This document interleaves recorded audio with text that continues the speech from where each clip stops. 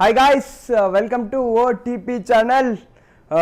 మీరు ఇప్పటివరకు ఇన్స్టాగ్రామ్లో యూట్యూబ్లో చాలా సపోర్ట్ చేస్తున్నారు, చాలా వ్యూస్ చూస్తున్నారు. I'm very very very thankful to you. మీ అందరికీ చాలా థ్యాంక్స్. అండ్ మీకు అందరికీ తెలుసు, మన ఓటీపీ అనేది అందరినీ ఇంక్లూడ్ చేసి తెలంగాణ రాష్ట్రాన్ని 3 ట్రిలియన్ ఎకానమీ ఎట్లా చేయొచ్చు అనేది యూత్కి ఇన్స్పిరేషన్ ఇచ్చేటువంటి ఛానలే మన ఓటీపీ ఛానల్. సో దీని ద్వారా అందరినీ తీసుకొస్తాం, ప్రతి ఒక్కరిని వాళ్ళ ఐడియాస్ని మన ఛానల్ ద్వారా ప్రజలకు షేర్ చేస్తాం. సో అట్లా మన ఫస్ట్ స్టెప్, మన ఫస్ట్ అడుగు తెలంగాణ రక్షణ సేన, కల్వకుంట్ల కవిత గారు స్థాపించినటువంటి తెలంగాణ రక్షణ సేన పార్టీ నుంచి మెదక్ నియోజకవర్గం నుంచి నెక్స్ట్ నిలబడతా అని అంటున్నటువంటి బట్టి అజయ్ అన్నతోని మన పాడ్కాస్ట్. అసలు ఒక్కసారి ఆలోచిస్తే బట్టి అజయ్ అన్న ఒక కార్పొరేట్ ట్రైనర్. ఆయన 18,000 క్లయింట్స్ని ఓవరాల్ ఇండియాలో ఆయన ట్రైన్ చేసిండు. దాంతోపాటు ఆయన hetero pharma company, international అక్రియేటెడ్ like continental హాస్పిటల్స్లో వర్క్ చేసిండు. రామోజీ ఫిలిం సిటీలో ఎల్ఎన్డి డిపార్ట్మెంట్కి హెచ్ఓడిగా కూడా వర్క్ చేసిండు. ఇంత బ్యాక్గ్రౌండ్ ఉన్న అజయ్ అన్న అండ్ వాళ్ళ నాన్న 15 years మెదక్కి మున్సిపల్గా చైర్మన్గా పనిచేసిరు అండ్ 2 times ఎమ్మెల్యేగా నిలబడ్డారు. ఇంత బ్యాక్గ్రౌండ్ ఉన్నటువంటి అజయ్ అన్న ఇవన్నీ వదిలేసి వాళ్ళ నాన్నకు ఆపోజిట్ పార్టీ ఏదైతే ఉందో తెలంగాణ రక్షణ సేన అనేటువంటిది కవితక్క లాంచ్ చేసింది, ఆ పార్టీకిలోకి వెళ్ళి ఇన్ఛార్జ్ తీసుకొని అసలు ఎందుకు వాళ్ళ నాన్నకు అజయ్ అన్న ఎదురు తిరగాల్సి వస్తుంది, ఎందుకు వాళ్ళ నాన్నతో అజయ్ అన్న లేడు, ఎందుకు బీఆర్ఎస్ పార్టీతో ఆయన లేడు అనేది మనం మొత్తం పాడ్కాస్ట్లో చూద్దాం. Let's start our interview with hi Ajay అన్న. హాయ్ వరుణ్. మంచిగా నాటు మెదక్ తెలంగాణ మాట్లాడుకుందాం. తప్పకుండా 100%. ఇంకొక ఇంపార్టెంట్ క్వశ్చన్ మిమ్మల్ని అడగాలి. మీకు చాలా నాకు బయట తెలిసిన దాని ప్రకారం అయితే మీకు చాలా ఆఫర్స్ వచ్చినాయి పాడ్కాస్ట్ గురించి, స్టూడియోస్లో వాటిలో వీటిలో. సో అవన్నిటినీ కాదని ఫస్ట్ మా Telangana only Telangana politics OTP అన్న ఛానల్కి మీరు ఫస్ట్ పాడ్కాస్ట్ ఇస్తున్నారు. అసలు ఎందుకు ఇస్తున్నారు, దేని గురించి ఇస్తున్నారు? మీకు అన్ని పాడ్కాస్ట్ల కంటే Telangana OTP only Telangana politics అనే పాడ్కాస్ట్ ఎందుకు నచ్చింది? మీరు ఎందుకు మమ్మల్ని చూస్ చేసుకున్నారు? ఓన్లీ తెలంగాణ పాలిటిక్స్కి నేను అవకాశం ఇవ్వలే. ఓన్లీ తెలంగాణ పాలిటిక్స్కి నడిపిస్తున్నటువంటి ఫౌండర్ గురించి నేను ఈ యొక్క పాడ్కాస్ట్ చేస్తున్నా. సో నా తమ్ముడు వరుణ్ ఈ only Telangana podcast first debut podcast చేస్తూ ఉన్నాడు.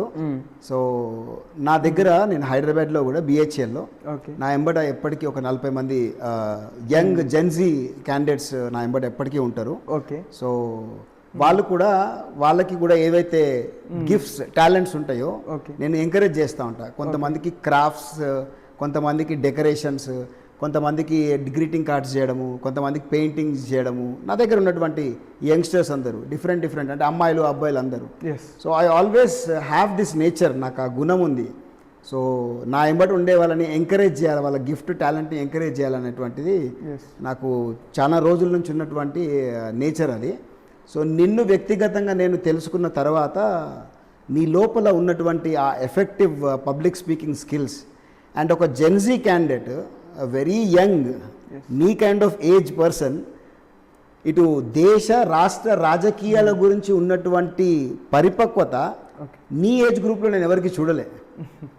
సో అప్పుడు నాకు అర్థమైంది నీ గిఫ్ట్ ఏంది, నీ టాలెంట్ ఏంది అని.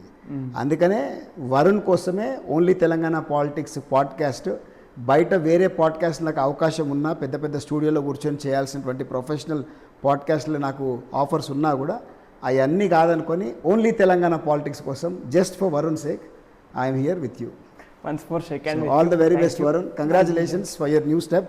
Okay. So I'm really happy for you.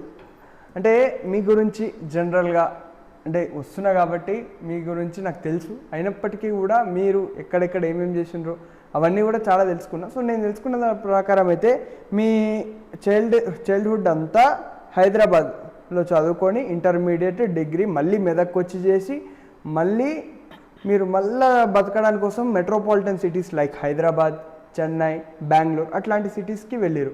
ఈ ట్రాన్సాక్షన్ మీకు ఎట్లా అనిపించింది? ట్రాన్సాక్షన్ ఏముంది వరుణ్, నువ్వు ఎక్కడ ఉన్నా అక్కడ రంజాయించాలి. సో మా గురువుగారు ఉండేవాళ్ళు, ఆయన నన్ను చూసి ఏ మేరా రమ్తా జోగి హే ఏ మేరా రమ్తా జోగి అని అందరికీ పరిచయం చేస్తుండే. నాకు తెలియదు ఏందబ్బా రమ్తా జోగి అంటాడు ఎప్పుడు, నన్ను అందరికి అట్లనే పరిచయం చేస్తాడు ఏంది అని అడిగిన ఒకసారి గురువు గారిని ఇట్లనే కార్లో పోయేటప్పుడు. ఏ గురూజీ ఏ రమ్తా జోగి మానే క్యా హే అంటే, దీని అర్థమైంది రమ్తా జోగి అంటే ఏంది అని అంటే, आप एक ऐसे लड़के हैं నువ్వు ఎట్లా అంటుండవు అంటే, तेरे जैसा कोई होनहार लड़के ने जाके पानी से पूछा पानी तेरा रंग कैसा, बोले तो पानी ने बोला जो रंग मिला है वैसा అని అన్నదంట. అంటే నీళ్ళు నీళ్ళు నీది ఏ రంగు అని అడిగితే నువ్వు ఏ రంగు కలిపితే నేను ఆ రంగు అన్నదంట. అంటే నువ్వు ఏ వాతావరణంలోకి పోయినా ఏ ఊర్లకు పోయినా నువ్వు ఎటువంటి వాళ్ళని చుట్టుపక్కల ఉన్నా నువ్వు వాళ్ళలో కలిసిపోయేటువంటి వాడిగా నువ్వు తయారవుతావు కాబట్టి నేను రమ్తా జోగి అని పిలుస్తున్నా అని అంటాడు. నాకు ఈ ట్రాన్సిషన్ ఏం అనిపించదు, ఎందుకంటే ఇది నేను పుట్టిన ఊరు, నేను ఇక్కడ పెరిగిన, నేను ఇక్కడ ఇంటర్ చదువుకున్నా, నేను డిగ్రీ చదువుకున్నా, నేను బెంగళూరులో ఉన్నా, నేను చెన్నైలో ఉన్నా, ఎక్కడున్నా మళ్ళీ తిరిగి నా మనసు ఇటే గుంజుతుంది, నా ఊరి మీదకే గుంజుతూ ఉంటుంది. సో పెద్ద ట్రాన్సిషన్ చేంజ్ ఏం లేదు. ఒక విషయం అన్న, నేను మీ గురించి ఇంకొన్ని విషయాలు కూడా విన్నా. మీరు చిన్నప్పటి నుంచి చాలా రఫ్ అండ్ టఫ్ మనిషి అని, చాలా ఇట్లా బాగా ఆవేశంగా ఉండే మనిషి అని, చిన్నప్పుడు మీన్స్ ఇన్ యువర్ టీనేజెస్ బాగా మొండే అని, చాలా కొట్లాడుతుండే అని, అట్లాంటివి విన్నా నిజమా అన్న? అంటే మీ ఫాదర్ ఇన్ఫ్లుయెన్స్ చూసుకొని మీరు అట్లా చేస్తుండేనా అప్పట్లో? అట్లా ఏం లేదు వరుణ్. అవును, నేను బాగా రఫ్ అండ్ టఫ్ ఉండే, బాగా మొండేవాడిని. మొండి ఎందుకు అనంటే నేను ఏదన్నా పట్టుబడితే సాధించుకోవాలనుకునే మొండి అది, వేరే నెగిటివ్ రకంగా కాదు. రఫ్ అండ్ టఫ్ ఉంటి. అవును, కొట్లాట్లలో బాగా ఇన్వాల్వ్మెంట్ ఉంటుండే. నేను మెదక్కి దూరంగా ఉన్నా, చిన్నప్పటి నుంచి హైదరాబాద్లో చదువుకున్నా కూడా నాకేంటంటే నా ఎంబటి ఉండేటోళ్ళని ఎవడన్నా ఏమన్నా టచ్ చేస్తే, నేను నా స్కూలింగ్ లైఫ్లో కూడా నేను ఎప్పుడైనా గొడవలు పడ్డా అంటే, అయితే నా ఎంబటి ఉన్న వాళ్ళ గురించి నేను ఎప్పుడు నిలబడ్డా కానీ గొడవలు పడ్డా కానీ, లేదు అనంటే ఎప్పుడు మా తమ్ముడి గురించి ఏమన్నా కొట్లాటలు చేసి ఉంటాను కానీ పర్సనల్గా నేను ఎప్పుడు ఏ విషయంలో కూడా నేను ఇది కాలే. అన్న మీరు నిజంగా మీ లైఫ్ చూస్తే మీరు పెద్ద పెద్ద సిటీస్లో, మెట్రోపాలిటన్ సిటీస్లో పెద్ద పెద్ద కంపెనీస్లో వర్క్ చేసారు. మీరు చాలా companies like Hetero pharma company and international accredited ఉన్నటువంటి companies and hospital, continental hospitals, I think so మీరు రామోజీ ఫిలిం సిటీలో కూడా L&D డిపార్ట్మెంట్కి హెచ్ఓడిగా వర్క్ చేసారు. సో ఇదంతా కాకుండా మళ్ళా ఒక పర్సనల్ ట్రైనర్గా మీరు 18,000 మంది క్లయింట్స్ని మీరు ట్రైన్ చేసారు. సో మీరు అదంతా వదిలేసి కేవలం ఒక పార్టీ కోసం, ఒక వ్యక్తి కోసం ఎందుకు ఇంత దూరం మళ్ళీ టోటల్ మెదక్కి షిఫ్ట్ అయ్యారు? That is true. By profession నేను ఒక international globally recognised certified trainer. నేను భారతదేశం మొత్తం తిరిగి కంపెనీస్లో ఉన్నటువంటి ఎంప్లాయీస్ అందరికీ ట్రైనింగ్స్ చేస్తూ ఉంటా. అంటే ఇటు ఎగ్జిక్యూటివ్స్, ఇటు మేనేజర్స్, ఇటు లీడర్షిప్ డెవలప్మెంట్ ట్రైనింగ్స్ అన్నీ చేస్తూ ఉండేవాడిని. సడన్గా అక్కడి నుంచి ఎందుకు ఇటు ప్రజా జీవితం వైపు మీరు ఎందుకు అడుగులు వేసిండ్రు అని అంటే, అది సడన్గా అయింది కాదు. యాక్చువల్లీ ఇది పుట్టుకతోటి వచ్చినటువంటిది. ప్రజల కోసం ఏదైనా చెయ్యాలా, ప్రజల కోసం నిలబడాలనేటువంటిది మా తండ్రి నీడలా నేను ఎక్కువ పెరిగిన. మా తండ్రికి 4 పిల్లలం, అన్నయ్య, అక్క, తర్వాత నేను, తమ్ముడు. కానీ చిన్నగా ఉన్నప్పటి నుంచి మా నాన్న ఎటు వెళ్తున్నా, మా బాబా ఎటు పోతే అట మా బాబాతో వెళ్ళడం, మా బాబా పక్కనే ఆఫీస్ రూమ్లో ఆయన చైర్ పక్కనే చిన్న స్టూల్ వేసుకొని ఆయనతోటే గంటలు గంటలు ఆయన ఏం మాట్లాడుతున్నా, ఏం పంచాయతీలు చెప్తున్నా, ఏం చేస్తున్నా ఎప్పుడు ఆయనని బాగా చూడడం అలవాటు. అది తెలియకుండా ఎందుకు అట్లా చేస్తుండేనో ఆ డాట్స్ అన్నీ నాకు ఇప్పుడు కనెక్ట్ అవుతాయి. ఎందుకంటే ఇది పుట్టుకతోటి వచ్చిన గుణం. మధ్యలో మా తండ్రిని చూసిన తర్వాత ఎక్కువ ప్రభావితమైన ప్రజా జీవితం వైపు. సో అదంతా వదులుకొని ఇక్కడ రావడానికి పెద్దగా కారణం ఏం లేదు, అది చిన్నగా ఉన్నప్పటి నుంచి ఉన్నదే లోపల.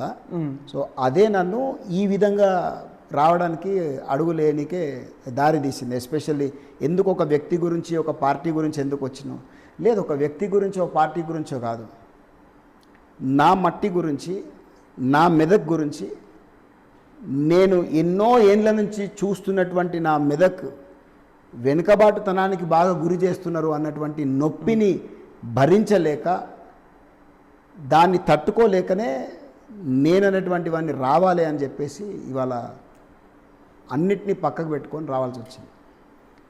అంటే నేను అన్నిటినీ పక్కకు పెట్టుకొని అని అంటే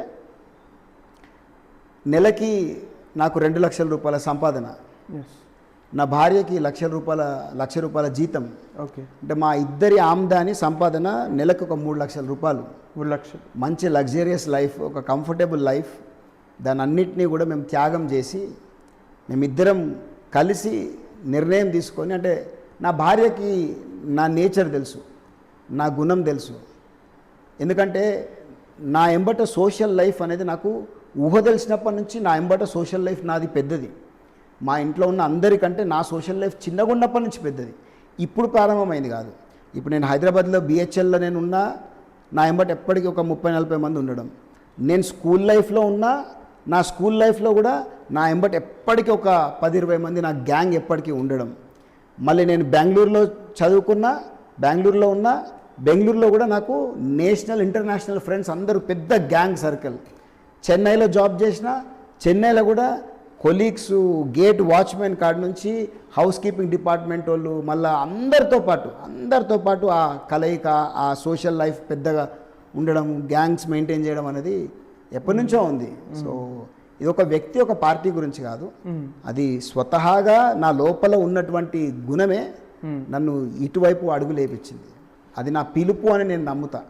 అంటే దేవుడు నా మీద ఉంచిన పిలుపు అనేది నేను నమ్ముతా. ప్రజలకి సేవ చేయాలన్నటువంటి గుణం ఉన్నది కాబట్టి మెదక్కి రావాల్సి వచ్చింది కంప్లీట్గా. ఓకేనా, ఇప్పటివరకు చెప్పినారు మీ పర్సనల్ లైఫ్ దాన్ని. సో ఇప్పటిదాకా మీరు చెప్పిన దాని ప్రకారం మీ నాన్న గురించి, బట్టి జగపతి గారి గురించి చెప్పారు. He so humble person, 15 years served as municipal chairman to Medak.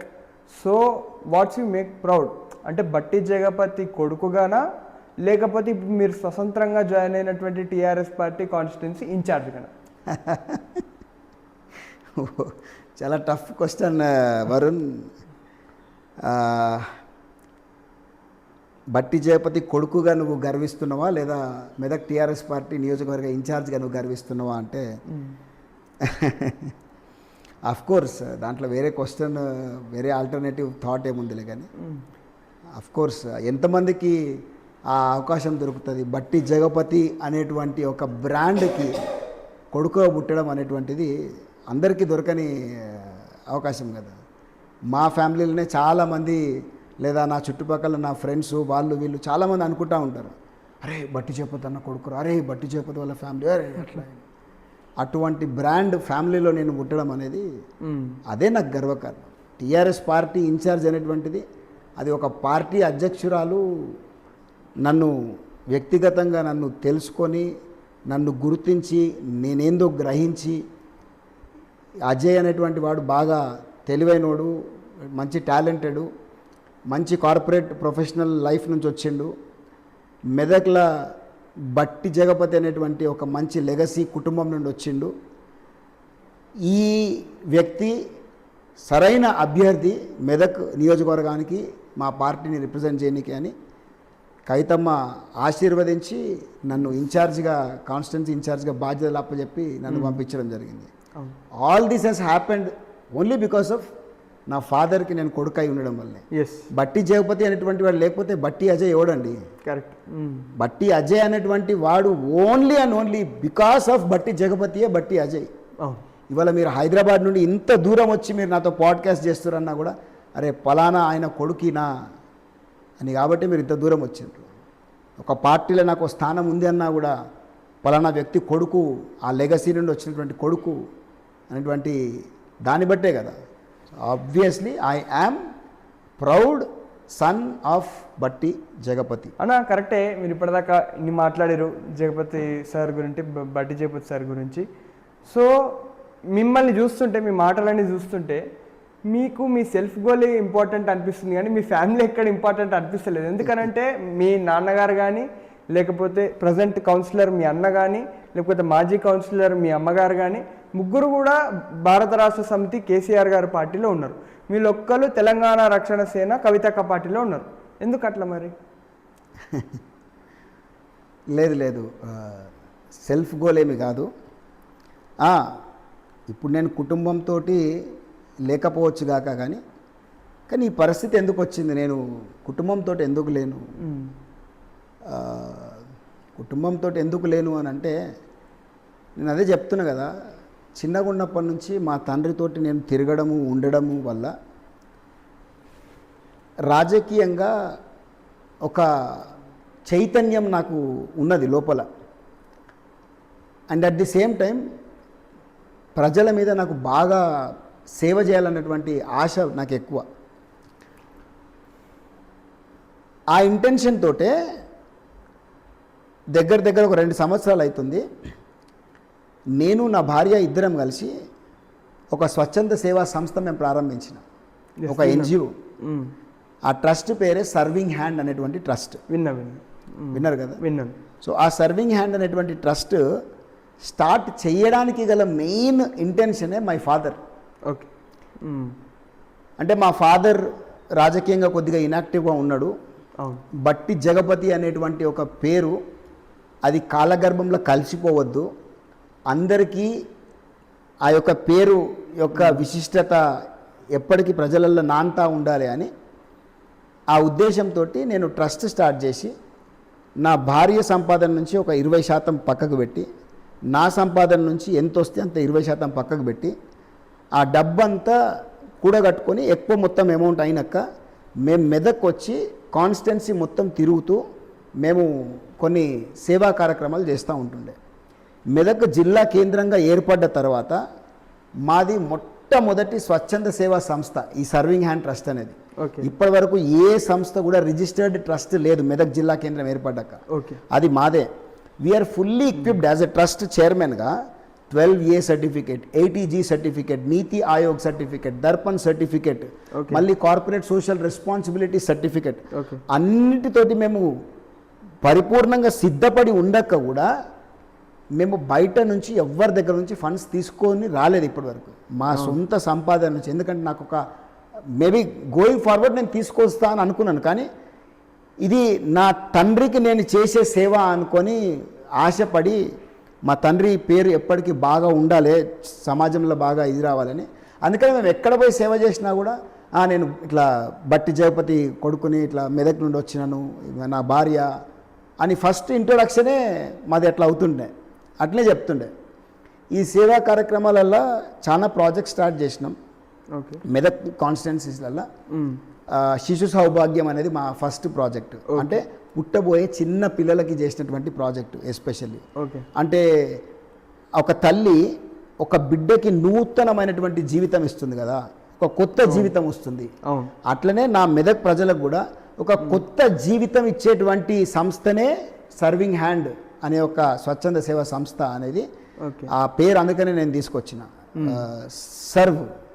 Serve చేయాలి అంటే సేవ చేసే ఒక హస్తం, ప్రజలకు సేవ చేసేటువంటి హస్తమే స్వచ్ఛంద సేవా సంస్థ. సో దాని నుంచే మేము నియోజకవర్గం అంతా కూడా మేము ట్రస్ట్ యాక్టివిటీస్ అన్నీ చేస్తూ మేము ఇవాళ మా ఆ సంస్థ నుంచి చేస్తున్నటువంటి కార్యక్రమాలు అప్పుడే మాకు తెలిసొచ్చిన నిజాలు. మెదక్ నియోజకవర్గంలో నిజంగా ఎంత వెనుకబాటుతనానికి గురైంది మా మెదక్ అనేటువంటిది నాకు తెలుసు, కానీ గ్రౌండ్ మీదకి వచ్చేసరికి నాకు వాస్తవాలు కనబడ్డాయి. అయితే వరుణ్, ఇది సెల్ఫ్ గోల్ కాదు. ఎందుకు నేను బీఆర్ఎస్ తోటి లేను, ఎందుకు మా తండ్రితో లేను, ఎందుకు నేను టీఆర్ఎస్ పార్టీలోకి ఎందుకు వచ్చినా, నేను రాజకీయంగా ఎందుకు అసలు ఫస్ట్ ఆఫ్ ఆల్ బయటకు వచ్చి ప్రజా జీవితంలోకి ఎందుకు వచ్చినా అని అంటే, ఇప్పుడు ఈ పాడ్కాస్ట్ నుండి మెదక్ నియోజకవర్గ ప్రజలు, రాష్ట్ర ప్రజలందరూ కూడా తెలుసుకునే నిజాలు ఏంటంటే, అయ్యా మా దగ్గర మా మెదక్ నియోజకవర్గం, మా దగ్గర ఆర్థిక వనరులు అంత బలంగా లేనటువంటి నియోజకవర్గం, మా దగ్గర తలసరి ఆదాయం 2,55,000 రూపాయల తలసరి ఆదాయం.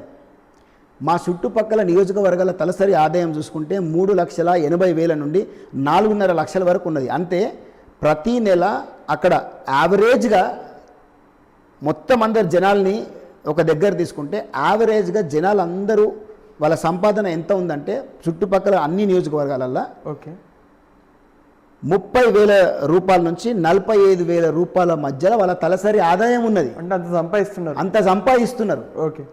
కారణం ఏంది అని అంటే అక్కడ ఎడ్యుకేషనల్ హబ్గా వాళ్ళు డెవలప్ చేసుకున్న నియోజకవర్గాలు. ఓకే. ఇండస్ట్రియల్ క్లస్టర్స్, చాలా ఫ్యాక్టరీస్, కంపెనీస్ అన్నీ ఉన్నాయి. మళ్ళీ అక్కడ చిన్ననో పెద్దగానో టూరిజం డెవలప్ చేసుకునేటువంటి నియోజకవర్గాలు ఉన్నాయి. కానీ మా మెదక్ పరిస్థితి వచ్చేసరికండి, మా దగ్గర యువత హైదరాబాద్కి పోయి క్యాటరింగ్ పనులు చేసుకుంటారు. వీళ్ళు ఎవరు తెలుసా? డిగ్రీ చేసుకున్నటువంటి పిల్లలు, డిగ్రీ చదువుకున్న పిల్లలు ఆటోలు నడిపించుకుంటారు, మేస్త్రీల కింద ఉప్పర్ పనికి పోతున్నారు. మా దగ్గర డిగ్రీ చదువుకున్నటువంటి పిల్లలు పక్కన నర్సాపూర్ నియోజకవర్గంలోనో సంగారెడ్డి పటాన్చెరు కాన్స్టిట్యున్సీలో ఉన్నటువంటి ఫార్మా కంపెనీలలో ప్రొడక్షన్ డిపార్ట్మెంట్లలో లేబర్గా పోతున్నారు. మా దగ్గర మెకానికల్గా పనిచేసుకుంటారు. మా దగ్గర ఇక్కడ బట్టల దుకాణాల్లో పనిచేస్తారు, మొబైల్ షాప్లలో పనిచేస్తారు, ఇక్కడ హోటళ్ళల్లో పనిచేసుకుంటున్నారు. ఎవరిదండి ఇదంతా? వీళ్ళంతా పరిస్థితి, చదువుకున్న పిల్లల పరిస్థితి మా దగ్గర ఇది. ఇదంతా నేను వ్యక్తిగతంగా చూసి, పిల్లలు చాలామంది గచ్చిబౌలి అక్కడిక్కడ పోయేసి మా దగ్గర స్విగ్గీ, జొమాటో, ర్యాపిడో, ఊబర్లు కొట్టుకుంటూ తిరుగుతూ ఉన్నారండి. కారణం ఏంటంటే ఇక్కడ అటువంటి జీవనోపాధి మా నియోజకవర్గంలో లేక. మరి ఇంతమంది నాయకులు పరిపాలించారు కదా, మరి ఎందుకు ఒక్కనికి కూడా ఆ చిత్తశుద్ధి లేదా? ఇక్కడ నిజంగానే ఈ నియోజకవర్గానికి దీన్ని దేనికి పరిమితం చేశారంటే వరుణ్, ఒక సాధారణమైన పరిపాలన తప్పితే కొత్తగా తీసుకొచ్చి ఒడగొట్టి చేసిందేమీ లేదు. ఎవరు ఏ ఎమ్మెల్యే ఉన్నా సరే, ఎవరేమన్నా వీళ్ళు ఇప్పుడు గత 10 ఏళ్ళ పరిపాలన పద్మా దేవేందర్ రెడ్డి గారు మేము జిల్లా కేంద్రం తెచ్చినాం, కలెక్టర్ ఆఫీస్ కట్టినాం, ఎస్పీ ఆఫీస్ కట్టినాం, పసుపేరు వాగుకి బ్రిడ్జ్ కట్టినాం, చేగుంట పోయే తొవ్వల ఆడ బ్రిడ్జ్ కట్టినాం, పిలికోట్ల కాడ బ్రిడ్జ్ కట్టినాం, పెద్ద బజార్ రోడ్ వేసినాం. అమ్మా తల్లి, సర్వసాధారణమైనటువంటి పరిపాలనలో భాగంగా ఇన్ఫ్రాస్ట్రక్చర్ అనేటువంటిది ఎవడైనా చేస్తాడు.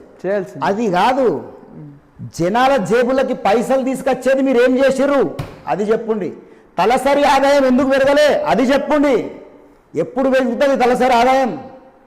అర్బనైజేషన్ పెంచరు, ప్రైవేట్ ఇన్వెస్ట్మెంట్స్ రావు, ఒక్క ఇండస్ట్రీస్ తీసుకురారు, ఒక్క ఫ్యాక్టరీస్ ఉండయి, ఒక్క టూరిజం కారిడార్గా ఉన్నటువంటి మెదక్ని ప్రపంచ స్థాయి గుర్తింపు సామర్థ్యం తీసుకురాగలిగేటువంటి సత్తా ఉన్నది ఇక్కడ ఉన్నటువంటి హిస్టారికల్ సైట్స్. అటువంటి నేను ఇప్పుడు పార్టీలకు వచ్చిన తర్వాత ఇప్పుడు ప్రెస్ మీట్లు పెట్టి ఏకి పారేస్తుంటే ఇప్పుడు కదులుతున్నారు. మొన్న నేను కిలా గురించి మాట్లాడినా, ఏడుపాల గురించి మాట్లాడినా, రామాయపేట గురించి మాట్లాడినా. ఇప్పుడు అరే నిజంగానే ఇటువంటి విధంగా కూడా చేయొచ్చు కదా అని ఇప్పుడు ఆలోచిస్తారు. అది నేను మాట్లాడి కనుక్కున్న తర్వాత నేను ఇళ్ళకి ఉట్టిగానే దిగలే, మొత్తం బ్యాక్గ్రౌండ్ వర్క్ చేసుకొని వీళ్ళు ఇంత నష్టం చేసిర్రు కదా, దీన్ని ఎట్లా ముందుకు తీసుకుపోవచ్చు మన నియోజకవర్గానికి అని చాలా పార్టీలు, చాలా leaders minimum basic understanding of economics కూడా తెలియదండి వాళ్ళకి. ఉట్టిగానే ఇచ్చి పడేస్తారు ఇట్లా హామీలు. డెవలప్మెంట్ అంటే ఖచ్చితంగా మనీ ఈజ్ ఇన్వాల్వ్డ్. డెవలప్ చేయాలనంటే ఖచ్చితంగా ఆర్థిక వనరులు కావాలి, పైసలు ఇన్వాల్వ్మెంట్ ఉంటుంది. కానీ ఎట్లా నువ్వు డెవలప్ చేస్తావు దీన్ని? అందుకనే నేను ఏం చేసిన అంటే పేరుగాంచినటువంటి పెద్ద పెద్ద ఐఏఎస్ ఐపీఎస్లకి కోచింగ్ ఇచ్చే, సివిల్ సర్వీసెస్కి కోచింగ్ ఇచ్చేటువంటి కోచింగ్ సెంటర్లా ఒక 5 రిటైర్డ్ ఐఏఎస్ ఆఫీసర్స్ తోటి 3 గంటలు నేను కూర్చొని మాట్లాడినా. టేబుల్ మీద పెద్ద మా మెదక్ జిల్లా నక్ష వేసి, సార్ మాది మన ఇందిరాగాంధీ లాంటి ప్రధానమంత్రి ప్రాతినిధ్యం వహించినటువంటి మెదక్ నియోజకవర్గం, మెదక్ జిల్లా సార్ నాది. మా మెదక్ నియోజకవర్గ పరిస్థితి భౌగోళికంగా ఇది సార్. ఒకప్పుడు ఉమ్మడి మెదక్ జిల్లా అంటే ఎంతో పెద్ద మెదక్ జిల్లా అని, ఇప్పుడు పరిపాలనా సౌలభ్యం నెపంతో ఒక చిన్న జిల్లాగా గ్రామీణ ప్రాంతం ఎక్కువ ఉన్నటువంటి నర్సాపూరు మెదక్ నియోజకవర్గాలను కలిపి ఒక చిన్న జిల్లాగా చేసి ఇవాళ మా పరిస్థితి ఏంటంటే సార్ 1957 నుంచి ఇప్పుడు జరిగిన 2023 ఎన్నికల వరకు కూడా సమైక్య ఆంధ్రప్రదేశ్లో ఉన్నప్పుడు 12 సార్లు మాకు ఎన్నికలు అయినాయి సార్, అసెంబ్లీ ఎన్నికలు మెదక్కి. తర్వాత ప్రత్యేక తెలంగాణ వచ్చినాక 3 సార్లు ఎన్నికలు అయినాయి సార్. అప్పటి నుంచి ఇప్పటి వరకు కూడా మీరు చూసుకుంటే సాధారణమైనటువంటి ఒక అడ్మినిస్ట్రేషన్ ప్రజెన్స్ చేయడానికి మాత్రమే ఈ యొక్క నియోజకవర్గానికి పరిమితం చేశారు. కానీ బోనం వస్తే బోనం ఎత్తుకొని ఫోటోలు దిగుతారు, బతుకమ్మ వస్తే బతుకమ్మ పండుగ ఫోటోలు ఎత్తుకొని దిగుతారు, దసరా వస్తే స్టేజ్ ఎక్కి ఫోటోలు దిగుతారు, ఎలక్షన్లు వస్తే ఎలక్షన్లు కొట్లాడించి నా పార్టీ నాయకులను నేను గెలిపించుకున్నానా లేదా, మున్సిపల్ ఎలక్షన్లు వచ్చినాయా, సర్పంచ్ వచ్చినాయా, ఎంపీటీసీ జెడ్పీటీసీ వచ్చినాయా, మా వాళ్ళని నేను గెలిపించుకున్నామా లేదా, వాటికే కాలమంతా వీళ్ళు వృధా చేసి ఈ మెదక్ నియోజకవర్గాన్ని మాత్రం ఇట్లా చేసిరు సార్. సార్ భౌగోళికంగా ఈ యొక్క పరిస్థితి నియోజకవర్గాన్ని ఇది సార్ ఏ విధంగా డెవలప్ చేయొచ్చు సార్ ఏంది అన్నటువంటిది నేను బాగా వాళ్ళతోటి 3 గంటలు కూర్చొని చర్చించినప్పుడు అప్పుడు నాకు అర్థమైంది. ఇన్ని మండలాలకి ప్రతి మండలానికి దాని ప్రత్యేకత ఉన్నది. ఇప్పుడు గోయింగ్ ఫార్వర్డ్ నువ్వు అడిగే క్వశ్చన్స్కి ఏ విధంగా నువ్వు ఎమ్మెల్యే అయితే డెవలప్ చేద్దాం అనుకుంటున్నావు అని మీరు అడిగితే నేను చెప్తాను దానికి. ఇప్పుడు నిజంగా ఈ బేసిక్ అండర్స్టాండింగ్ కూడా లేదు. నేను చెప్పే బేసిక్ అండర్స్టాండింగ్ కూడా ఇప్పుడున్న శాసనసభ్యుడికి కానీ లేదా గతంలో పరిపాలించినటువంటి గత 10 సంవత్సరాలు కాదు అంతకుముందు పరిపాలించినటువంటి ఏ శాసనసభ్యుడికైనా కూడా లేదు. ఇప్పుడు మా పాపనపేట మండలం ఉన్నది. మా పాపనపేట మండలం వ్యవసాయ ఆధారిత మండలం. దాన్ని ఎట్లా డెవలప్ చేయొచ్చు? మా రామాయంపేట మండలం ఉంది. నేషనల్ హైవే 44కి ఆనుకొని ఉన్నటువంటి మండలం అది. దాన్ని ఎట్లా డెవలప్ చేయొచ్చు? మా మెదక్ మండలం ఉంది. దీని ప్రత్యేకత ఏంది? పక్కన చిన్నశంకరపేట మండలం ఉంది. దాని ప్రత్యేకత ఏంది? దాని ప్రత్యేకత అక్కడ కూడా వ్యవసాయము మళ్ళా పశు పోషకాలు ఎక్కువ జరిగేటువంటి మండలం. సో ఏ మండలానికి సంబంధించి ఆయా మండల ప్రత్యేకతను తీసుకొని అక్కడ ఉన్నటువంటి మానవ వనరులు, అక్కడ ఉన్నటువంటి వ్యవసాయానికి సంబంధించినటువంటి ప్రత్యేకత ఏందో అవన్నిటిని స్టడీ చేసి ఆర్థికంగా మనం ఏం చేయొచ్చో దానికి సంబంధించిన ఒక మాస్టర్ ప్లాన్ నేను రెడీ చేసుకొని తీసుకొచ్చుకున్నా. రేపటి రోజున ఎలక్షన్ల టైం వచ్చినప్పుడు పర్సనల్ మేనిఫెస్టో కూడా నేను ఒకటి రిలీజ్ చేస్తాను. మెదక్ నియోజకవర్గాన్ని ఇప్పటి వరకు చేయని వాళ్ళు నేనేం చేస్తా అనేది నేను చెప్తాను. ఎస్ అన్న, ఇప్పటిదాకైతే మీ ఫ్యామిలీ గురించి చెప్పారు, మెదక్ నియోజకవర్గంలో జరిగినటువంటి ఏవేవైతే పనులు అప్పటి నుంచి ఇప్పటివరకు ఏం చేయలేదు అన్న పనులు కూడా మీరు చెప్పారు, మీరు చేసిన పనులు కూడా చెప్పారు. సో నా బేసిక్ క్వశ్చన్ ఏంటంటే, ఇది టోటల్ మెదక్ ప్రజల క్వశ్చన్. ఒకవేళ ప్రభుత్వాలు మారినాయి, శాసనసభ్యులు మారారు, కానీ మెదక్ నియోజకవర్గానికి ఏ మాత్రం 1% కూడా మినిమం కావాల్సిన అభివృద్ధి చేయలేదు అని మీరు అంటున్నారు, ఇన్ఫ్రాస్ట్రక్చర్ క్రియేట్ చేయలేదు అంటున్నారు. సో అట్లా ఒకవేళ 2028లో మీ ప్రభుత్వమే వచ్చింది అనుకుందాం, అప్పుడు మీరు మెదక్ శాసనసభ్యులుగా ఉన్నారు అనుకుందాం, అప్పుడు మీరు మెదక్కి ఏం తెస్తారు, మీరు ఎట్లా తెస్తారు, వాళ్ళు తేలేంది మీరు ఏం చేస్తారు? ఉన్నారు అనుకుందాం, ఎందుకు వరుణ్ ఉంటారు. వచ్చే మెదక్ నియోజకవర్గ శాసనసభ్యుడిగా బట్టి అజయ్ ఉంటాడు. ఖచ్చితంగా చరిత్రలో ఇది రాయబడుతుంది, ఖచ్చితంగా రాస్తాం 100%. ఓకే. అయితే నేను అభివృద్ధి చేయలేదు, ఇన్ఫ్రాస్ట్రక్చర్ డెవలప్ చేయలేదని నేను అంటలేను. ఇన్ఫ్రాస్ట్రక్చర్ డెవలప్ చేసిరు దేని మట్టుకి ఒక సర్వసాధారణమైనటువంటి పరిపాలన సౌలభ్యం బాగా ఉండడం కోసము కావాల్సినటువంటి ఇన్ఫ్రాస్ట్రక్చర్ తప్పితే ఆర్థిక వనరులని డెవలప్ ఇక్కడ చేయలేదు. అంటే ఐఎమ్ టాకింగ్ అబౌట్ ఇక్కడ ఉపాధి కలిగించలేదన్న విషయం. వాళ్ళందరికీ చిత్తశుద్ధి లేక, చిత్తశుద్ధి ఉండుంటే చేసేవాళ్ళేమో, చిత్తశుద్ధి లేకనే అది ఎప్పుడు వస్తుంది? అందుకనే మా తండ్రి ఒక 2 సార్లు చాలా బలంగా ఎమ్మెల్యేగా కొట్లాడే ప్రయత్నం చేశారు. ఈ మెదక్ నేల మీద మట్టి మీద పుట్టినటువంటి వ్యక్తిగా చాలామంది మా తండ్రిని నిందిస్తారు, ఊకే ఆ పార్టీ మారండి ఈ పార్టీ మారండి అని. ఫస్ట్ ఆఫ్ ఆల్ ఒక్కసారి ఆలోచించి, మీరు మాట్లాడుకుంటే నరం లేని నారిక, మీరు ఎంతైనా మాట్లాడతారు, ఎట్లనే చెప్తారు, అంతే. మీరు ఆలోచించాలి కదా, అరే పాపం ఎందుకు పార్టీలు మారాల్సి వచ్చింది అని. ఏ పార్టీలు అయితే టికెట్లు ఇవ్వాలనో రాష్ట్ర స్థాయి నాయకత్వం వరకు పేరు సంపాదించుకున్నటువంటి వ్యక్తి మా తండ్రి బట్టి జగపతి. మా బాబాని ఎన్టీ రామారావు గుర్తించిండు, చంద్రబాబు నాయుడుకి మా తండ్రి అంటే బాగా ఇష్టం, రాజశేఖర్ రెడ్డి మా తండ్రిని గుర్తించి ఆయన ఎంబట నా పార్టీలో జాయిన్ చేసుకొని ఆయనకి మంచి స్థానం కల్పిద్దాం అనుకున్నాడు మెదక్ నియోజకవర్గం నుంచి. జగన్మోహన్ రెడ్డి కూడా గుర్తించి ఆయన కూడా మా తండ్రిని ఎంబట తీసుకున్నాడు. ఇప్పుడు కేసీఆర్ శిష్యుడు మా తండ్రి, రేవంత్ రెడ్డి మా తండ్రి శిష్యుడు. అంటే ముఖ్యమంత్రి అభ్యర్థుల వరకు కూడా పేరు ప్రఖ్యాతలు సంపాదించిన వ్యక్తి, అంటే అంత మంచి గుణం ఉన్నటువంటి వ్యక్తే బట్టి జగపతి. ఆయనను ఉట్టిగానే ఉట్టిగానే పార్టీలు మారుతున్నారు. ఎందుకు మారుతారండి?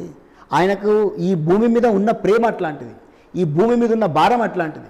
ఒక కన్న తల్లికే తెలుస్తుంది కన్న పేగు బాధ అని ఆయనకు తెలుసు. కాబట్టి ఈ బయటకెళ్ళి వచ్చేటోడు నిజంగా ఎవడు డెవలప్ చేయరా అని ఆయనకు తెలుసు. కాబట్టి దీనికి నీటి వనరులను ఎట్లా తీసుకురావాలి, ఆర్థికంగా ఎట్లా ఇంతనో అంతనో మున్సిపల్ మెదక్ 2 టైర్ మున్సిపాలిటీగా ఉన్నటువంటి, ఒకప్పుడు నగర పంచాయతీగా ఉన్నటువంటి మున్సిపల్ ఇలా మున్సిపల్ కౌన్సిల్గా ఇంతనో అంతనో కొద్దిగా బాగున్నది అని అంటే కారణం మా తండ్రి పరిపాలన చేసినటువంటి ఆ 15 టర్మ్స్, అంటే 15 సంవత్సరాల 3 టర్మ్స్ ఎప్పుడైతే చైర్మన్గా చేసిండో ఆయన ఉన్న టర్మ్ల నుంచే ఈ మెదక్ టౌన్లో ఇవాళ మీరు చూస్తున్నటువంటి మెదక్లో ఎన్నో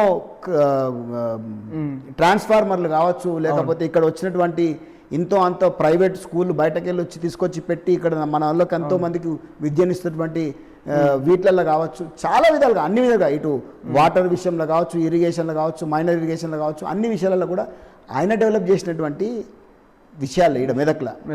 అయితే వాళ్ళందరూ చేయలేరనే పాపం మీద పార్టీ మారాల్సి వచ్చింది. అది ప్రజలు ఎవరు పట్టించుకోలే. ఉట్టిగా పార్టీ మారుతున్నాడు రా భయ్ జయపతన్న, మట్టి మీద ఉన్న ప్రేమ భయ్ ఆయన కాలేకపోయాడు. ఇప్పుడు ఈ శాసనసభ్యులు ఎవ్వరూ చేయలేదు ఇన్ని ప్రభుత్వాలు ఉండి.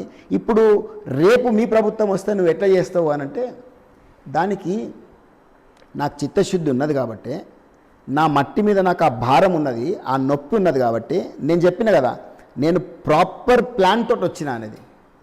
ఇప్పుడు ఈ నియోజకవర్గానికి సంబంధించి 3 రకాలుగా 3 జోన్స్గా నేను దీన్ని సెగ్రిగేట్ చేసుకున్నా.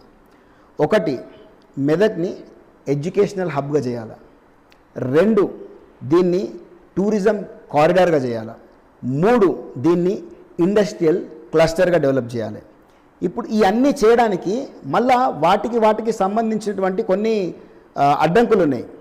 ఇప్పుడు ఏ ఇండస్ట్రీ అయినా ఇక్కడికి వచ్చి పెట్టాలి అని అంటే మెదక్ చేగుంట నుంచి, లేకపోతే నర్సాపూర్ నుంచి, లేకపోతే అటు రామాయంపేట ఆ హైవే నుంచి అట్లా తిప్పుకొని ఇక్కడికి రావాలన్నా కూడా ఇండస్ట్రీలు ఎందుకు మెదక్ వరకు వచ్చి ఇండస్ట్రీలు పెట్టాలనేటువంటిది ఆలోచిస్తారు.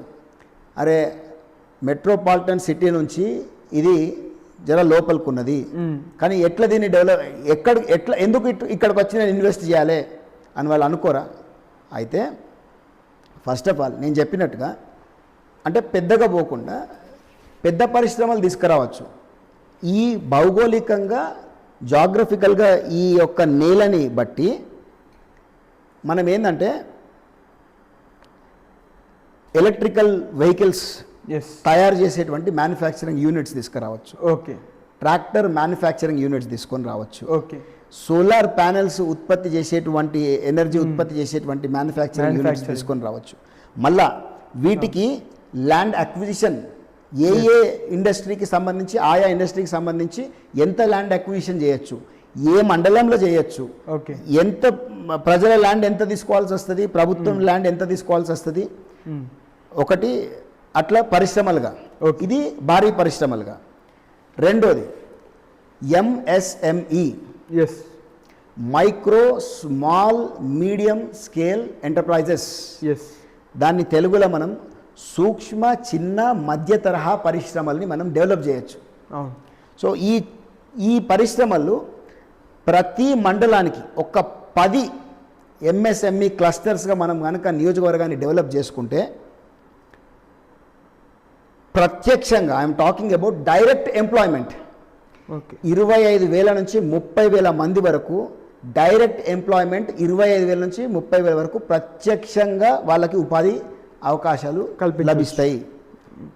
పరోక్షంగా 50,000కు పైగా ఉపాధి అవకాశాలు ఉంటాయి. అంటే ఈడ ఇండస్ట్రియల్ క్లస్టర్గా నేను ఏదైతే మాట చెప్తున్నానో క్రెయిన్లు బతుకుతాయి, జేసీబీలు బతుకుతాయి, ట్రాక్టర్లు నడిపేటోళ్ళు బతుకుతారు, డీసీఎంలు బతుకుతారు, లారీలు వాళ్ళు బతుకుతారు, ఆటోలు బతుకుతారు, రియల్ ఎస్టేట్ పెరుగుతుంది, హోటళ్ళు వస్తాయి, నీకు మ్యాన్ పవర్ పెరుగుతుంది, ఇక్కడ స్కిల్ డెవలప్మెంట్ సెంటర్లు వస్తాయి. ఇప్పుడు ఇండస్ట్రీస్ పెడుతున్నాం, కానీ ఇక్కడ వాళ్ళకి ఆ రకమైనటువంటి నైపుణ్యం లేదు కదా. ఆ ఇండస్ట్రీలో వాళ్ళు పని చేయాలంటే వీళ్ళకి నైపుణ్యం కావాలి. ఒక ఎలక్ట్రికల్ పని తెలవాలి, ఒక ప్లంబర్ పని తెలవాలి, లేకపోతే ఆ యొక్క మ్యానుఫ్యాక్చరింగ్ యూనిట్లో ఎట్లా అంటే స్కిల్ కావాలనో. అయితే మనకి రామాయంపేట ఉన్నది. ఓకే, రామాయంపేట నేషనల్ హైవే 44కి ఆనుకొని ఉన్నటువంటి మండలం. ఇంకొకటి చిన్న శంకరంపేట కూడా జర నేషనల్ హైవే 44కి బాగా దగ్గరగా ఉన్నటువంటి మండలం. అటు అది కానీ లేకపోతే ఇది కానీ రెండిట్లలో కూడా మనము నేషనల్ హైవే 44కి అక్కనపేట యొక్క రైల్వే స్టేషన్ కూడా ఒక యాడెడ్ అడ్వాంటేజ్ మనకి. ఈ రెండిటికి ఇటు రోడ్డు కనెక్టివిటీ, ఇటు రైల్ కనెక్టివిటీ రెండు ఉండడం వల్ల యూనివర్సిటీకి కావాల్సినటువంటి అనువైనటువంటి మండలం రామాయంపేట. అదొక వ్యూహాత్మకమైనటువంటి పట్టణం రామాయంపేట అనేటువంటి.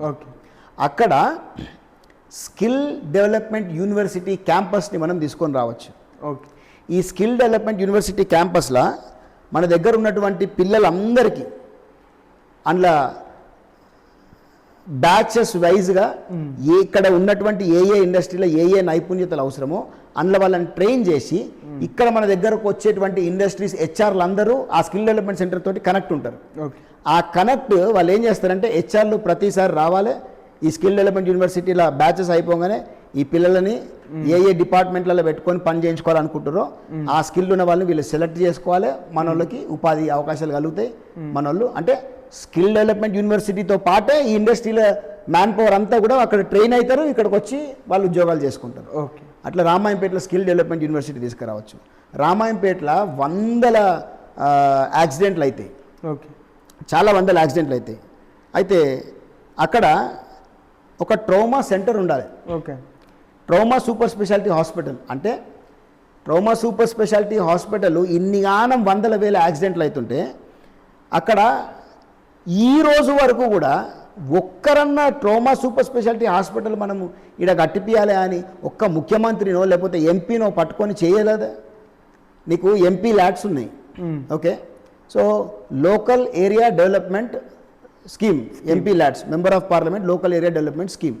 ఆ ఎంపీ ల్యాడ్స్ కింద నువ్వు పోయి ఎంపీని, మనకు ఏంటంటే రాజకీయం ఎప్పటికీ రాజకీయం, ఎంపీతో ఎట్లా విభేదించాలి, కేంద్ర ప్రభుత్వం ఎట్లా విభేదించాలి, విభేదించు, ఎక్కడ విభేదించాలో విభేదించి మళ్ళా నీ నియోజకవర్గ పరిస్థితి వచ్చేసరికి అన్న అంటావా, అక్క అంటావా, అయ్యా అంటావా, దండం పెడతావా, కాలు మోపుతావా, ఏం చేస్తావో పోయి అయ్యా మన పరిస్థితి మనం ఇట్లా డెవలప్ చేసుకుందాం అని చెప్పి నువ్వు పార్లమెంటు అభ్యర్థితోటి పోయి నువ్వు ఎందుకు ఇది చేయవు? అట్లా చేయరు వీళ్ళు. అక్కడ ట్రామా సెంటర్ మొన్న నేను రామాయంపేటలో పోయి జెండా ఆవిష్కరణ ప్రోగ్రాంకి పోయి అక్కడ మాట్లాడొస్తే దాని మరుసటి ఒక 4 రోజుల్లో రఘునందన్ రావు వచ్చాడు. రఘునందన్ రావు గారు వచ్చేసి ఇక్కడ మనం ట్రామా సెంటర్ ఏర్పాటు చేసుకుందామని చెప్పి ఆయన చెప్తాడు. నేను మెదక్లోకి వచ్చి ప్రెస్ మీట్ పెట్టి ప్రెస్ మీట్లో ఏకి పారేస్తే మెదక్ నియోజకవర్గాన్ని, మెదక్ యొక్క టౌన్ని మనం ఇట్లా డెవలప్ చేసుకోవచ్చు అని నేను మాట్లాడితే అంత కాపీ క్యాట్లు తయారైనరు. నేను ఏం మాట్లాడినో దాన్ని కాపీ కొట్టి ఇప్పుడు మా మెదక్ కిలా మీద చేసేటువంటి అభివృద్ధి కార్యక్రమాలు స్టార్ట్ చేశారు. మొన్న టూరిజం డిపార్ట్మెంట్ నుంచి కొంతమంది వచ్చారు అధికారులు. అయితే ఇప్పుడు మేము లేజర్ లైట్లు పెడతాం, మేము దాన్ని మ్యూజియం చేస్తాం, రోడ్లు డెవలప్ చేస్తాం. Thank you so much. At least నేను వాయిస్ లేపినందుకు ఇంతైనా చేస్తున్నాను. కానీ వాళ్ళకి తెలియని విషయం ఏంటంటే టూరిజంని డెవలప్ చేయడానికే వేరే ప్లాన్ ఉంటుంది. వీళ్ళు సగం సగం పనులు చేస్తారు. లేజర్ లైట్లు వేస్తే, రోడ్లు వేస్తే, ఆడ అప్పుడో ఇప్పుడో చిన్న సాంస్కృతిక కార్యక్రమాలు చేస్తే టూరిస్టులను అట్రాక్ట్ చేస్తాం. No, I'm sorry to say this, you will never do that. మెదక్లో పుట్టిన వాళ్ళు ఒక్కసారి కూడా గుట్టెక్కరు. మెదక్లో పుట్టిన వాళ్ళు చర్చికి పోరు. మెదక్లో పుట్టిన వాళ్ళు పోచారం డ్యామ్కే సక్కగా పోరు. ఎట్లా మీరు టూరిస్టులను అట్రాక్ట్ చేస్తారు? గోల్కొండ ఫోర్ట్ని ప్రపంచం అంతా గుర్తుపడుతుంది. హైదరాబాద్కి వచ్చిర్రు అని అంటే ఒక టూరిస్ట్ ప్యాకేజ్ ఉంటుంది. నేను సాలార్జంగ్ మ్యూజియం పోయినా, ప్లానటోరియం పోయినా, బిర్లా మందిర్ పోయినా, హుసేన్ సాగర్ ట్యాంక్ బండ్లో మంచి బోటింగ్ చేసినా, అది చేసినా ఇది చేసినా అని చెప్పి అట్లా ఇక్కడ టూరిజం కారిడార్గా పాపనపేట మండలం ఉన్నది. వ్యవసాయ ఆధారిత మండలం, మంజీరా పరివాహక ప్రాంతం. దాన్ని నువ్వు ఎట్లా డెవలప్ చేసుకోవాలి? వ్యవసాయ ఆధారిత మండలాన్ని ఇక్కడ వరి సాగు చేస్తారు, సోయాబీన్ పండిస్తారు, మొక్కజొన్న పండిస్తారు, కంది, శనగ, ఇంత పత్తి, ఇంత బ్రహ్మాండంగా నీకు ఉన్నటువంటి వ్యవసాయ ఆధారిత మండలం. నువ్వు మన ఫుడ్ ప్రాసెసింగ్ యూనిట్స్ తీసుకొచ్చుకునేటువంటి ఆస్కారం ఉన్నది. మళ్ళా మహిళలకు పాపనపేట మండలంలో మనము ఈ యొక్క ఎంఎస్ఎంఈ క్లస్టర్స్లో వీళ్ళకి చాలా స్వయం ఉపాధి అవకాశాలు కల్పించవచ్చు మహిళలకి. నేను అన్ని బయటకు ఎందుకు చెప్తాను అంటే, ఇప్పుడు నేను చెప్పినా అనుకో వీళ్ళు కాపీ కొడతారు, ఎమ్మటే కాపీ కొట్టి ఇది మాదే పేటెంట్ రైట్ మేము చేయాలనుకుంటామని చెప్పి ఏదో మాట్లాడి ఓ చిన్నగా ఇట్లా తూతూ మంత్రంగా ఏదో ఇట్లా శిలాపలకం వేసో అది చేసో ఇది చేసో ఇది చేస్తామని ఇది చెప్పుకోరు. అందుకని నేను ఎలక్షన్ వరకు ఆగుతా. ఎలక్షన్కి వచ్చినాకనే నేను ఏం చేయాలనుకుంటున్నాను అనేది స్పష్టంగా వీళ్ళకి ఒక క్లారిటీ ఇస్తా. ఇప్పుడు మా మెదక్లా నేను చెప్పిన కదా టూరిజం కారిడార్గా డెవలప్ చేయడానికి మా ఏడుపాయల జబర్దస్త్ మంచి వాగు ఉన్నది, మంచి జబర్దస్త్ వాగు. 7 పాయల నుంచి మంచిగా డివైడ్ అయ్యి ఆ వచ్చేటువంటి నీటి రివర్ వాటర్ ఫ్రంట్గా దాన్ని డెవలప్ చేసుకోవచ్చు. మంచిగా మన రోప్ వే మనం క్రియేట్ చేసుకోవచ్చు. ఇవన్నీ నేను వలికిన తర్వాత ఇప్పుడు జనాలు ఎత్తుకుంటారు, అరే ఇట్లా చేయొచ్చు కదా అని. మరి ఇన్నేళ్ళు ఎందుకు మీకు అంత తెలివి ఎట్లా రాలేదు మీకు? ఇప్పుడు బట్టి అజయ్ వచ్చి టీఆర్ఎస్ పార్టీ నుంచి వచ్చి ఇప్పుడు బట్టి అజయ్ మాట్లాడుతుంటే వాని తెలివితోటి వాడు మాట్లాడుతుంటే ఇప్పుడు మీరు తీసుకొని మాట్లాడతారా? ఇప్పుడు అదే మెదక్ కిలా ఉన్నది, మెదక్ కిలా మీదకి వెళ్ళి మంచి జిప్ లైన్ వేసుకోవచ్చు. ఇటు ఏడుపాయల ఇప్పుడు టూరిజం క్లస్టర్ని ఎట్లా నువ్వు ఈ టూరిజం కారిడార్ ఎట్లా డెవలప్ చేసుకుంటావు? Like we have a package in Hyderabad. Medak వచ్చేటోళ్ళకి కూడా you have to create that package. Medak cathedral church, Pocharam dam, Pocharam safari forest, safari మంచిగా, మళ్ళా కనకదుర్గ ఏడుపాయల వనదుర్గ టెంపుల్, ఇట్లా ఎన్ని ఉన్నాయి. వీటన్నిటిని ఒక ప్యాకేజ్గా క్రియేట్ చేసి అంత తెలివి లేదు వరుణిడా, అంత తెలివి లేదు, అంత ఇంట్రెస్ట్ చూపారు. ఎందుకు అనంటే వాళ్ళు ఇక్కడ పుట్టినోళ్ళు కాదు కాబట్టి. వాళ్ళకి ఆ చిత్తశుద్ధి ఉండదు, వాళ్ళకి అధికారం కావాలి, పవర్ కావాలి. కానీ నా మట్టిని మాత్రం, నా మెదక్ని మాత్రం ఇన్నేళ్ళు అవుతుంది. నా తండ్రి ఎంత కొట్లాడిండు, నేను ఎమ్మెల్యే అయితే నా మెదక్ రూపురేఖలు మేము మార్చుకుంటాం, మా మెదక్ వాళ్ళకి ఎంతో అభివృద్ధి చేసుకొని ఉపాధి అవకాశాలు కల్పిస్తాం అని ఎంత ప్రయత్నం చేసినా పాపం ఆయనని ముందుకు పడనీయలే, కిస్మత్ ఆయనకు సాతియలే. కాబట్టే ఇంతకు ముందు వరకు ఒక లెక్క, కానీ ఇప్పుడు కొడుకు వచ్చిండు, కొడుకు వచ్చాడు, కొడుకు ఏందో చూపిస్తాడు 100%. ఇప్పుడు నా కుటుంబంతో నాకు మంచి గ్రౌండ్స్ లేకపోక దట్ ఈస్ ఓకే. నా తండ్రి ఎప్పుడో చేయాలనుకున్నా, ఆయన చేయలేకపోయింది కాబట్టి ఇప్పుడు నువ్వు ఎట్లా చేస్తావంటే చేస్తా. నాకు ఆ తెలివి ఉన్నది, నాకు నేను భారతదేశం మొత్తం నాకు క్లయింట్స్ ఉన్నారు, నా కార్పొరేట్ క్లయింట్స్ ఉన్నారు. నేను ఏదో ఒకటి రిక్వెస్ట్ చేసుకొని బతిమలాడుకొని నేను కవితమ్మతో మాట తీసుకున్నాను. నేను అక్క మా మెదక్ని నేను ప్రపంచ స్థాయి గుర్తింపు తీసుకురావాలనేటువంటి విజన్ కలిగి ఉన్నా.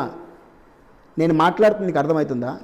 ప్రపంచ స్థాయి గుర్తింపు నా మెదక్కి నేను తీసుకురావాలని నేను చాలా చిత్తశుద్ధితోటి ఫోకస్గా నేనున్నా. దానికి నువ్వు సహకరిస్తే అక్క నీతో నడుస్తా అని నేను మాట చెప్పంగానే అందరూ వేరు నాకు. ఓకే, మా అజయ్ వేరు 100%. నేను నీకు సహకరిస్తా అజయ్, ఎందుకంటే నీలాంటోడే ఉండాలి.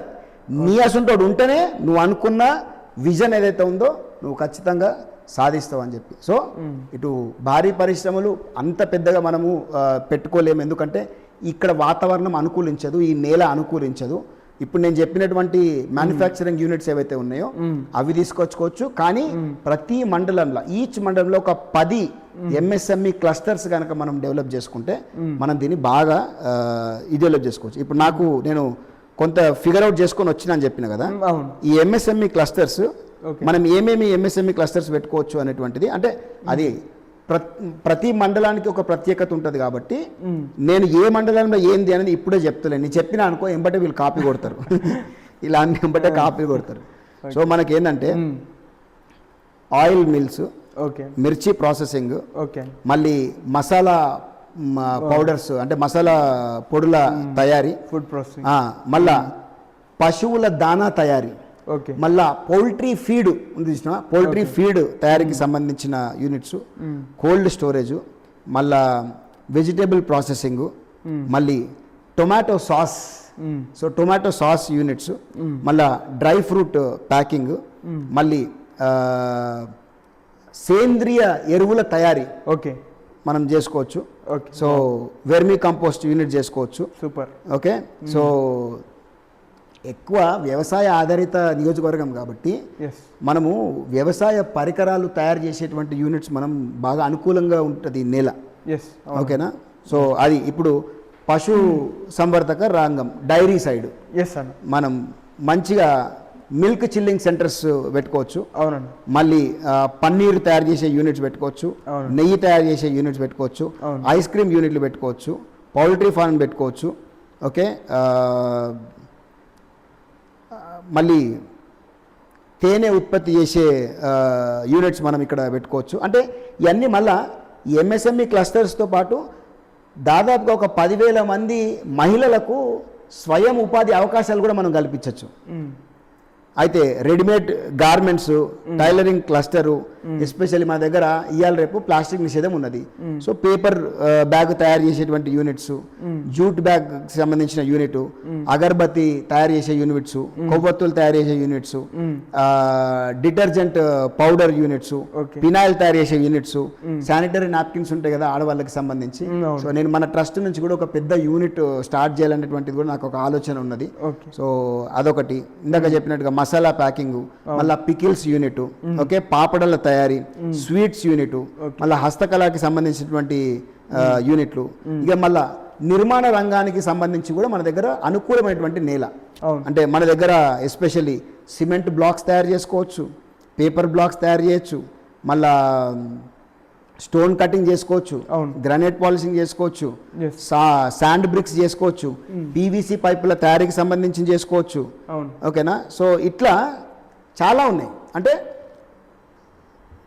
ఇది ఒక బ్రాండ్ క్రియేట్ చేయాలి అన్నటువంటిది నా విజన్. అంటే మెదక్ మేడ్, మెదక్ మేడ్ అంటే మేడ్ ఇన్ మెదక్. ఇటు రాష్ట్ర జాతీయ స్థాయిలో made in Medak, Medak made అనే బ్రాండ్ని దాన్ని బాగా మార్కెటింగ్ చేసి దానికి ఒక గుర్తింపు తీసుకొచ్చి అభివృద్ధి చేయాలనేటువంటిది ఒక విజన్. తర్వాత ఈ మెదక్ మేడ్ బ్రాండ్స్ అంతా కూడా ఇంటర్నేషనల్ లెవెల్లో ఈ సప్లై చైన్ మేనేజ్మెంట్ డెవలప్ చేయాలనేటువంటిది కూడా ఒక విజన్. ఓకే. సో ఇంత కలిగి ఉన్న ఆ ప్రభుత్వాలు చేయలేదు, ఇప్పుడు నువ్వెట్లా చేస్తావు అంటే పెద్దగా ఖర్చుతో కూడుకున్న పని కాదు భయ్, ఇబ్బంది లేదు. అందుకనే కవితమ్మ రేపు అధికారంలోకి వచ్చినాక ఎస్పెషల్లీ మహిళలకు, యువకులకు, యువతులకు ఆమె ఇచ్చినటువంటి 3వ హామీ, పాంచజన్యంలా ఇచ్చిన 3వ హామీయే ఎవరైతే యువతులు మహిళలు ఉన్నారో 18 సంవత్సరాల నుంచి 45 సంవత్సరాల వరకు, అంటే 18 ఏళ్ళ నుంచి 25 ఏళ్ళ మధ్యలో ఉన్న వాళ్ళు జెన్జీ అనే ఒక కేటగిరీ చేసినారు, 25 ఏళ్ళ నుంచి 45 ఏళ్ళ మధ్యలో ఉన్న వాళ్ళు యూత్ కేటగిరీగా చేసినారు. చేసి వాళ్ళందరికీ ఇప్పుడు రేపు వరుణ్ వచ్చిండు, నాకు ఒక పికిల్ యూనిట్ పెట్టుకోవాలని ఉన్నది అనేది ఒక మాస్టర్ బ్లూ ప్రింట్ ప్లాన్ తోటి రేపు ఎమ్మెల్యే క్యాంప్ ఆఫీస్కి వచ్చి గవర్నమెంట్ దగ్గరకు వస్తే, సో గవర్నమెంట్ అధికారులు అదంతా అనలైజ్ చేసేసి అక్క కవితమ్మ చెప్పినటువంటి మాట, ఇచ్చిన హామీ, మా మేనిఫెస్టో ఆల్మోస్ట్ రెడీ బై మా పాంచజన్యం, మా ఇది మా లెక్క. దీంట్లో ఏ దాపరికం లేదు, 420 హామీలు లేవు, 5 హామీలు. We are crystal clear, we are very focused. మాకేం కావాలనో, ఎక్కడ ప్రజలలో నొప్పి ఉందో మా అమ్మకు తెలుసు. కాబట్టి అంతర్జాతీయ ఆర్థిక నిపుణులతోటి చర్చించి మన రాష్ట్ర ఆదాయం ఎంత, మనకున్న అప్పులు ఎంత, గవర్నమెంట్ ఎంప్లాయీస్కి ఇవ్వాల్సిన శాలరీలు ఎంత, పెన్షన్లు ఎంత, వాటన్నిటినీ ప్రాపర్గా స్టడీ చేసి మ్యాక్రో మైక్రో ఎకనామిక్స్ని అర్థం చేసుకొని ఈ యొక్క 5 హామీలు డిసైడ్ చేసింది. ఆ 5 హామీలు ఉన్నటువంటిదే ఈ 3వ హామీ. రేపు నువ్వు వస్తే నీ బిజినెస్ స్టార్ట్ చేసుకోవడానికి 2 లక్షల రూపాయల నుంచి 20 కోట్ల రూపాయల వరకు రేపు రుణ సహాయం టిఆర్ఎస్ పార్టీ రేపు చేయబోతున్నది. సూపర్. అది అందించబోతుంది. 2 లక్షల రూపాయల నుంచి 20 కోట్ల రూపాయలు. నువ్వు ఒక కాంటెంట్ క్రియేటర్ ఇప్పుడు, రైట్, నువ్వు వచ్చినావు, నేను ఒక పెద్ద స్టూడియో పెట్టుకోవాలనుకుంటున్నా, ఓకే, నేను ఒక మంచి యూట్యూబ్ ఛానల్ రన్ చేయాలనుకుంటున్నా, ఒక 10 మందికి నేను ఉపాధి కలిగించాలనుకుంటున్నా అనేది నీ ప్లాన్ తోటి నువ్వు వచ్చినావు అనుకో, ఆ ప్లాన్కి సంబంధించి ఎంత ఇన్వెస్ట్మెంట్ కావాలనో బ్యాంకు తోటి సంబంధం లేకుండా 2 లక్షల రూపాయల నుంచి 20 కోట్ల రూపాయల వరకు ఎంత అవసరమో ఆ పెట్టుబడి రుణ సాయం అది మన టీఆర్ఎస్ పార్టీ చేయబోతుంది. ఆ పథకం తోటి నేను ఎంత అద్భుతాలు చేయొచ్చు నేను మెదక్లా. అంటే ఈ ఎంఎస్ఎంఈ క్లస్టర్లతోటి ఈ పరిశ్రమలతోటి నేను మొట్టమొదటిగా చేయాలనుకుంటుంది ఏంటంటే ఈ మెదక్ మట్టి మీద నుంచి పోతున్న వలసలు ఆపడం. ఓకే, పోయినటువంటి వాళ్ళు చాలా మంది మళ్ళీ మెదక్కి తిరిగి రప్పించాలా, ఇక్కడ రియల్ ఎస్టేట్ పెంచాలా. ఓకే, అట్లా చాలా సామర్థ్యం కలిగి ఉన్నటువంటి ప్రాంతం చెయ్యాలన్న చిత్తశుద్ధి ఉండాలంతే. లేదవనికి నాకు ఇక్కడ పుట్టినోని కాబట్టి నా తండ్రి పడ్డ బాధను నేను చూసిన కాబట్టి నేను ఇక్కడ చెయ్యాలి అని సంకల్పంతో నిర్ణయం తీసుకొని రావడం జరిగింది. అన్న, ఇప్పటివరకు మీరు ఎట్లా మెదక్ నియోజకవర్గాన్ని అభివృద్ధి చేయొచ్చో చెప్పారు. మీ పార్టీ అధ్యక్షురాలు కల్వకుంట్ల కవిత గారు చెప్పిన పాంచజన్యం అనేటువంటి మీ మేనిఫెస్టో, మీరు ఆల్రెడీ మేనిఫెస్టో అనేసారు, మేనిఫెస్టో కూడా చెప్పారు. కాబట్టి ఈ మేనిఫెస్టో ఏవైతే సంక్షేమ పథకాలు కానీ లేకపోతే అవకాశాలు కానీ కవితక్క ప్రజలకు ఇవ్వాలనుకుంటుందో అవి మీ మెదక్ ప్రజలకు ఎంతవరకు ఉపయోగపడతాయి? మంచి ప్రశ్న వరుణ్. వరుణ్, ఈ 5 హామీలు ఏవైతే ఉన్నాయో పాంచజన్యంలో మొట్టమొదటిది ఉచిత విద్య, ఫ్రీ ఎడ్యుకేషన్. రెండోది ఉచిత వైద్యం, ఫ్రీ హెల్త్ కేర్. మూడోది ఉపాధి, ఏదైతే కవితమ్మ చెప్పిందో మూడో హామీ, మన యువతకి ఫైనాన్షియల్ సపోర్ట్. ఎందుకంటే ఇటు వ్యాపారం చేసుకుందామన్నా ఉద్యోగాలు చేసుకుందామన్నా చేసుకోలేని పరిస్థితి ఉన్నది కాబట్టి. 4వది వ్యవసాయము. 5వది సామాజిక న్యాయం. మన భారతదేశంలో 140 కోట్ల జనాభా ఉన్నటువంటి దాంట్లో 80 నుంచి 90% మంది పేద మధ్యతరగతి కుటుంబానికి సంబంధించినటువంటి వాళ్ళే. అందులో కూడా ఎక్కువ ఇటు విద్యకి వైద్యానికే ఖర్చు పెడతారు. నువ్వు ఒక పేదరికంలో ఉన్నటువంటి కుటుంబాల దగ్గరకో లేకపోతే మధ్యతరగతి కుటుంబాల దగ్గరకో మీ జేబులోకి వెళ్ళి ఎక్కువ పైసలు ఏడ ఖర్చు అవుతున్నాయో వాళ్ళు చెప్తారు. చెప్తున్న ఒక 5-6 చెప్పే దాంట్లో ఖచ్చితంగా ఈ 2 100% ఉంటాయి. మా పిల్లల చదువులకు పోతున్నాయి, మళ్ళా మాకు హాస్పిటల్ పడితే దాని మీద ఖర్చు అవుతున్నాయి అని చెప్తారు. అట్లనే మన తెలంగాణలో కూడా భారతదేశంలో ఉన్న భాగమే కాబట్టి 60 నుంచి 70% మంది విద్యకి వైద్యానికే ఖర్చు పెడుతున్నారు. అది యాక్చువల్లీ భారతదేశంలో it has to be a social obligation. విద్య వైద్యం అనేది ఒక సామాజిక బాధ్యత. ఆ సామాజిక బాధ్యత ఉచితంగా చేయాల్సినటువంటి ఏరియాస్ ఇవి. ఓకే, ఇటు ఎడ్యుకేషన్ కానీ హెల్త్ కేర్ కానీ ఉచితంగా చేయాలి భారతదేశంలో. కానీ మనోళ్ళు కమిషన్లకు బాగా మరిగిరు కాబట్టి సో ఇటు free education free health care ఎవరు చెయ్యరు. నార్మల్గా అయితే చెయ్యాలి. ఒక రాజశేఖర రెడ్డి గారు ఉన్నప్పుడు ఆరోగ్యశ్రీ పథకం తీసుకొచ్చేసి మన ఫైనాన్షియల్ సపోర్టు చేసింది. మళ్ళీ కేసీఆర్ గారు దాన్ని కొనసాగించారు. కానీ అందులో కూడా మళ్ళీ చాలా ఇవి ఉన్నాయి, అంటే రిస్ట్రిక్షన్స్ ఉన్నాయి. అన్ని రోగాలు అన్ని వ్యాధులకు సంబంధించి ఆరోగ్యశ్రీ వర్తించదు. మళ్ళీ అదొక ప్రాబ్లం ఉన్నది. కానీ ఇప్పుడు టీఆర్ఎస్ పార్టీ నుండి మేము ఇస్తున్నటువంటి హామీ ఏంటంటే, కవితమ్మ ఇస్తున్నటువంటి హామీ ఏంటంటే, ఎక్కడ ప్రజల జేబులోకి వెళ్ళి పైసలు ఎక్కువ ఖర్చు అవుతున్నాయో, ఎక్కడ నొప్పి ఉందో దాన్ని గ్రహించి మన రాష్ట్ర ఆదాయ బడ్జెట్ అంతా కూడా బేరీజ్ వేసుకొని 30,000 కోట్ల నుంచి 60,000 కోట్ల వరకు కేవలం ఉచిత విద్యకి ఉచిత వైద్యానికి అవుతుంది. అంటే నువ్వు ఏ చదవన్నా చదువు, నువ్వు కార్పొరేట్లో చదువు, నువ్వు ప్రభుత్వ స్కూల్లో చదువు, కాలేజీలో చదువు, ఎక్కడి వరకు చదువుతావో, పిహెచ్డి చేస్తావా, ఐఏఎస్ ఐపీఎస్ ఆఫీసర్ చేస్తావా, నువ్వు ఏమన్నా చెయ్యి, ఎంత చదివినా కూడా ఉచిత వైద్యం ఉచిత విద్య. అది మా మీద ప్రజలకు ఎట్లా ఉపయోగపడుతుంది అంటే రాష్ట్రం మొత్తానికి ఉపయోగపడుతుంది. ఇప్పుడు మా దగ్గర కూడా ఎంతో మంది పిల్లలు, ఇప్పుడు నీ ఫ్రెండే ఉన్నాడు, నా అల్లుడు ఉన్నాడు, నా ఫ్రెండ్, నీ ఫ్రెండ్ హేమంత్ ఉన్నాడు, మా బావ కొడుకు.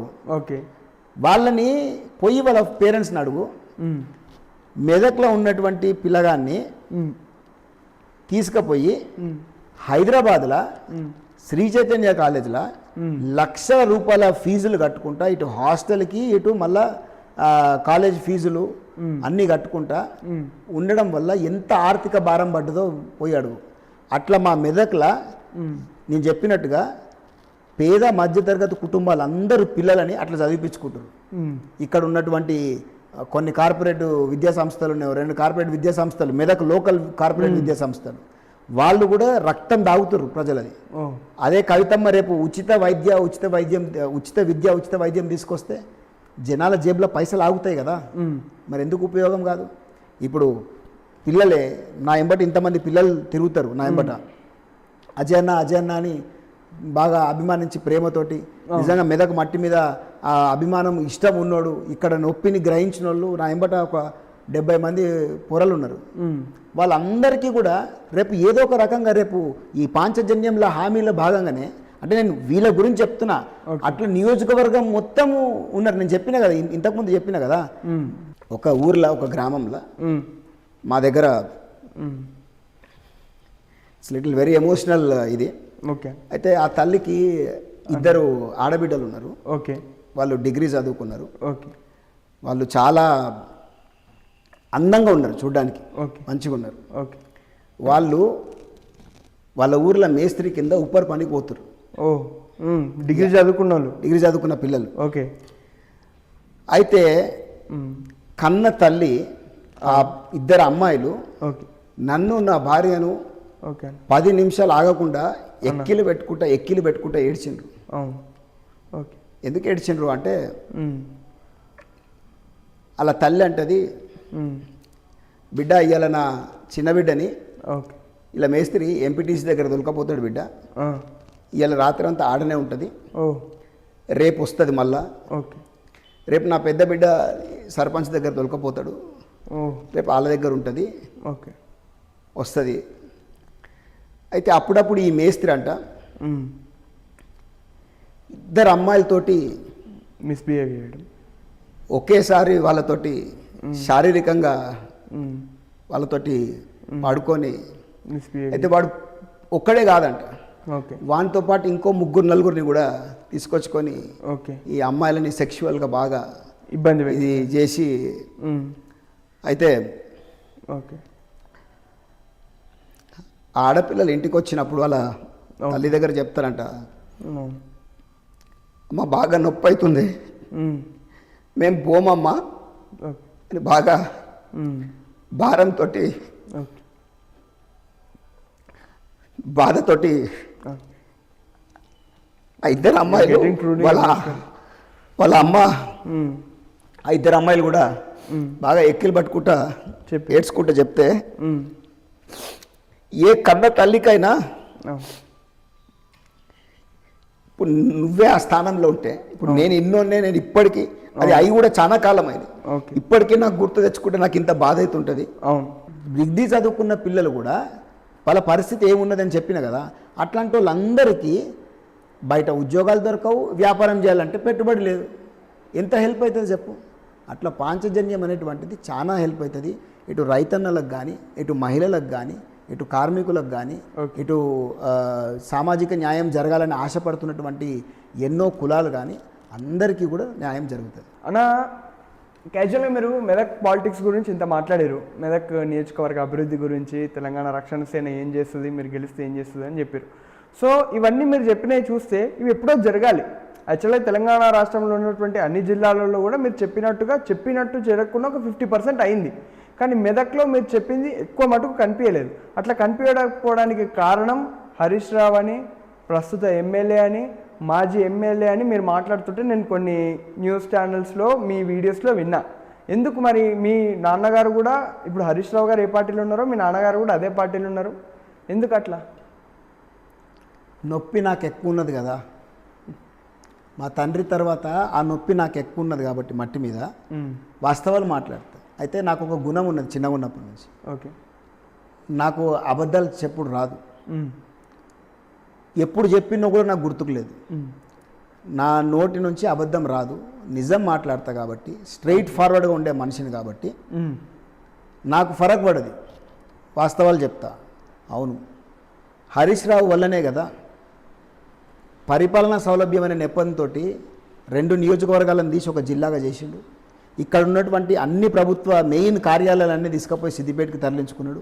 ఇక్కడ ఉన్నటువంటి స్పోర్ట్స్ అకాడమీ, అట్లా కాకుండా కూడా ఇప్పుడు స్పెషల్ డెవలప్మెంట్ ఫండ్ కింద ఒక జిల్లా ఇన్ఛార్జ్ మంత్రి దగ్గర ఎంతో అధికారం ఉంటుంది డెవలప్ చేయడానికి. ఆ స్పెషల్ డెవలప్మెంట్ ఫండ్స్ మొత్తం సిద్దిపేటలో పెట్టుకున్నాడు లేదా గజ్వేల్లో పెట్టిండు, కానీ మెదక్ ఏం చేసిండు? ఈ గత 10 ఏళ్ళ పరిపాలన చేసినటువంటి పద్మా దేవేందర్ రెడ్డి గారు ఎప్పుడైనా ఈ స్పెషల్ డెవలప్మెంట్ ఫండ్ కింద మా వాళ్ళకి ఇది చేసుకుందాం, మాకు ఇది చెయ్యు అని ఏ ఒక్కరోజు అడిగిన పాపన పోదినే? మెదక్ ఎందుకండి ఇంత వలసలు పోతున్నారు? వెయ్యిలల్ల లక్షలల్ల వెయ్యిలల్లో ఉన్నది సంఖ్య. ఇప్పుడు ఆ నంబర్ ఫిగర్ కూడా నేను చెప్తాను గోయింగ్ ఫార్వర్డ్. అంతమంది వలసలు ఎందుకు పోతున్నారు? ఆర్థికంగా ఇక్కడ ఇంకా ఎందుకు అధోగతి పాలైనటువంటి పరిస్థితులు ఇంకా ఎందుకు ఉన్నాయి? ఓకే, వీళ్ళు చేసినటువంటి పరిపాలనే కదా. పోనీ అప్పుడు వాళ్ళు చేయలేదు, ఇప్పుడున్నటువంటి 2.5 సంవత్సరాల మా శాసనసభ్యుడు ఏమైనా చేసిండా అని అంటే ఆయన కూడా చేయలేడు. ఒక్క స్పీడ్ బ్రేకర్ వేస్తే, లేకపోతే ఓ చిన్న బీటీ రోడ్ వేస్తే దానికి 100 రీళ్లు తయారవుతాయి. ఏందండి ఇది? నాకు అర్థం కాదు. Is it A show, public show?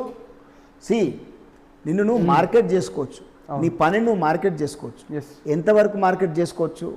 అందులో నిజంగా ఎంత నిజం ఉన్నది, నువ్వు నిజంగా ఎంత కష్టపడ్డావు, నువ్వు ఎంత చిత్తశుద్ధితో పని చేసినావు అనేది చూపించుకోనికే నువ్వు మార్కెటింగ్ చేసుకోవడం తప్పులేదు. ఎందుకంటే ఆ కాలంలో బతుకుతున్నాం. We're living in a digital age, this a social media era. అవును, ఇటువంటి కాలంలో నువ్వు చూపించుకోవడం తప్పులేదు, కానీ నువ్వు గింత చేస్తే, ఆవగింజంత చేస్తే నువ్వు పెద్ద పనసపండు అంత చేసినా అని చెప్పుకుంటున్నావు నువ్వు. కానీ ప్రజలకి బయట రియాలిటీ ఏందో తెలుసు కదా.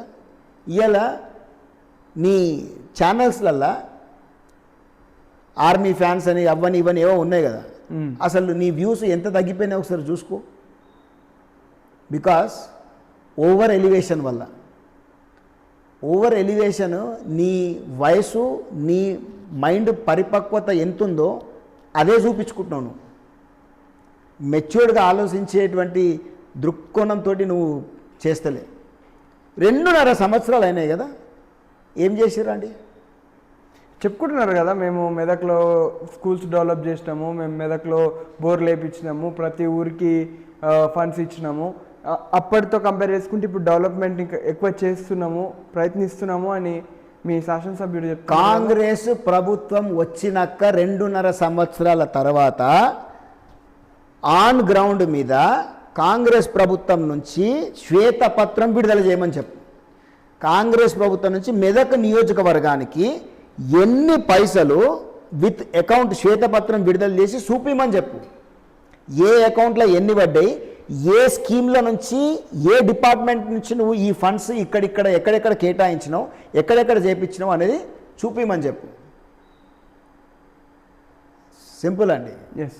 అప్పుడున్న 10 ఏళ్ల పరిపాలన ఇటు హరీష్ రావు గారు కానీ, పద్మా దేవేందర్ రెడ్డి గారు కానీ వీళ్ళెవ్వరూ చేయలేదు. ఇప్పుడున్నటువంటి ఈ 2.5 సంవత్సరాలలో కూడా పెద్ద ఒరిగింది ఏమీ లేదు మెదక్ నియోజకవర్గానికి. మెదక్ నియోజకవర్గ ఆదాయం ఏం పెరగలేదు, మెదక్ నియోజకవర్గం అర్బనైజేషన్ పెరగలేదు, ప్రైవేట్ ఇన్వెస్ట్మెంట్స్ ఏం పెరగలేదు, ఒక్క ఇండస్ట్రీ రాలేదు. దీన్ని టూరిజం కారిడార్గా తుడం అని పలగొట్టే అంత ఎవ్వరు ఏమి చేసిందా పాపన పోలే. ఇంతనో అంతనో ఏమైనా చెయ్యాలి అనే ఆలోచన పుట్టింది, అది నేను టీఆర్ఎస్ పార్టీ నుంచి ప్రశ్నించడం వల్ల ఇప్పుడు అటువైపు అడుగులు వేస్తారు. కానీ అది కూడా సగం అడుగులు, దానికి కూడా పూర్తిగా ఆర్థిక వనరులు కేటాయించలే కంప్లీట్గా డెవలప్మెంట్ చేయడానికి. అది ఓకే అన్న. ఇప్పుడు కవితక్క విషయానికి వస్తే, మీ పార్టీ అధినేత్రి టీఆర్ఎస్ తెలంగాణ రక్షణ సేన పార్టీ పెట్టింది, పార్టీ ప్రారంభించింది, ప్రజలకు వచ్చింది. రావచ్చు, ఎవరైనా ప్రజాస్వామ్యంలో ఎవరైనా పార్టీ పెట్టవచ్చు, రావచ్చు. కానీ ఎందుకు ఊకే కేసీఆర్ గారిని టార్గెట్ చేసి ఆమె ఫస్ట్ పార్టీ పెట్టిన స్పీచ్లో మాట్లాడింది, అండ్ నెక్స్ట్ ఆమెకు కేసీఆర్ గారు ఏం తక్కువ చేశారు? అసలు ఆమెకు ఎంపీ టికెట్ అడిగితే ఎంపీ టికెట్ ఇచ్చారు. ఆమె ఎంపీగా 2019 ఓడిపోతే ఆమెకు ఎమ్మెడే ఎమ్మెల్సీ టికెట్ ఇచ్చారు. ఆమెకు లిక్కర్ స్కామ్లో కూడా పోతే she only said officially in one podcast.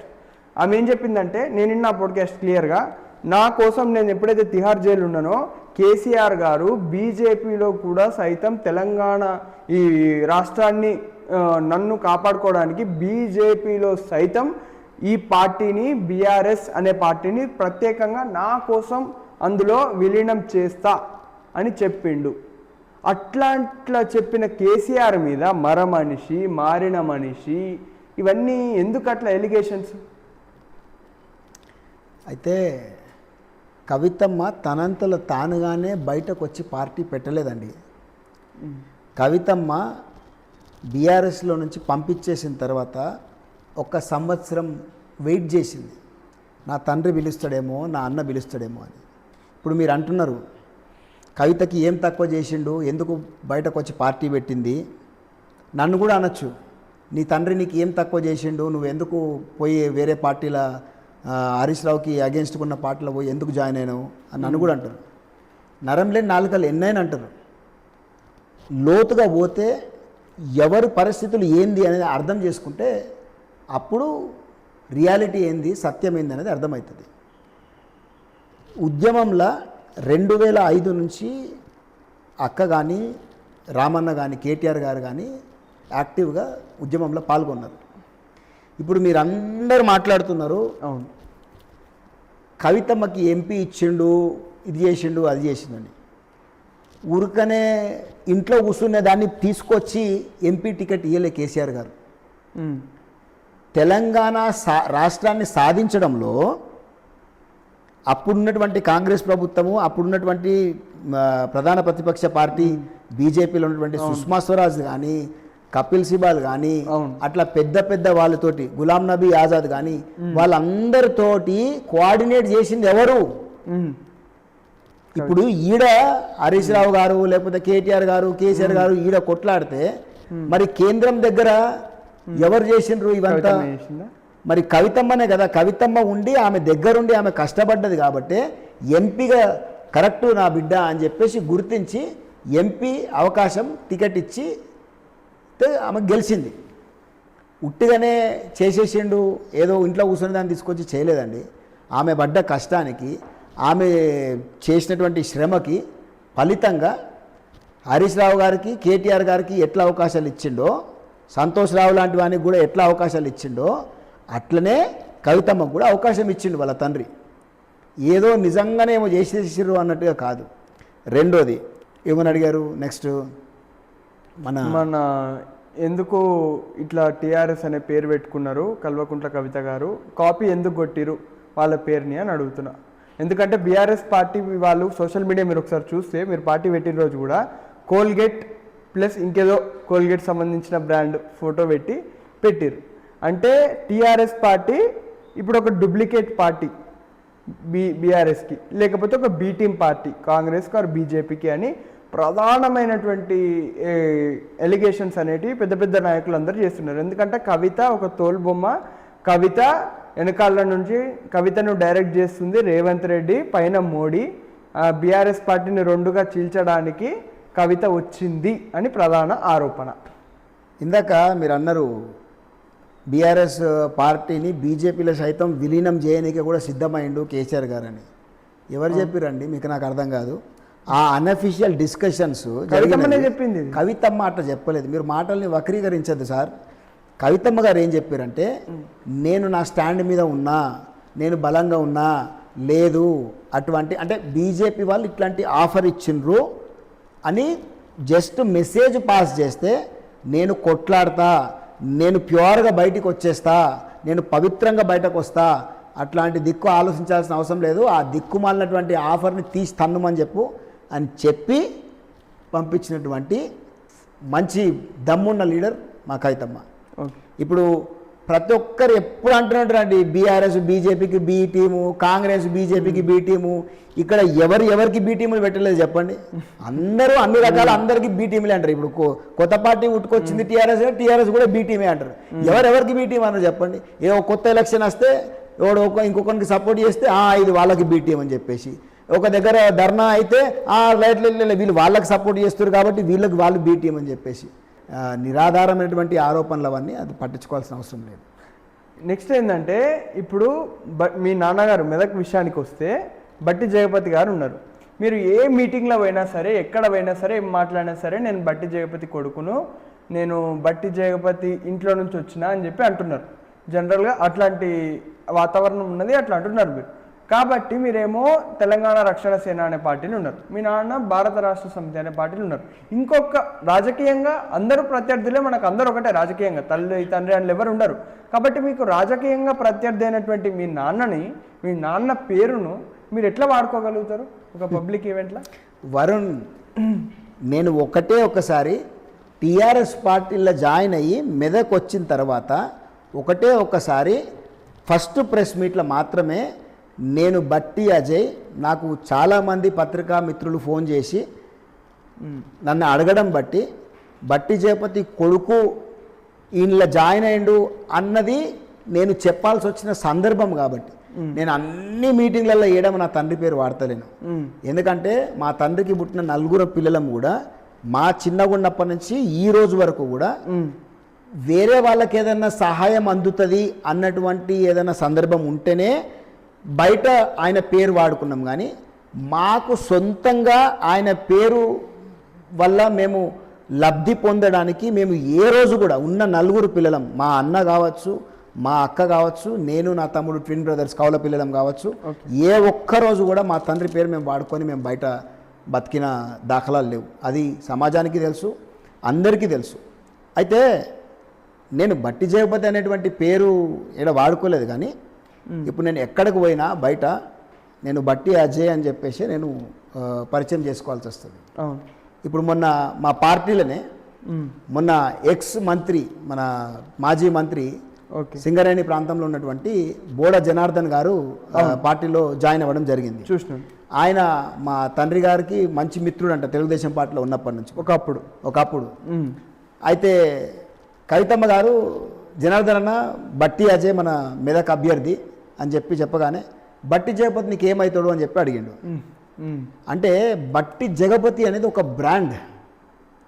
ఆ బ్రాండ్ రాష్ట్రం మొత్తం శ్రీకాకుళం నుంచి మొదలు పెడితే ఆదిలాబాద్ వరకు తెల్లకాలర్ వేసుకున్న వాళ్ళు ప్రతి ఒక్కరు గుర్తుపట్టేటువంటి పేరు.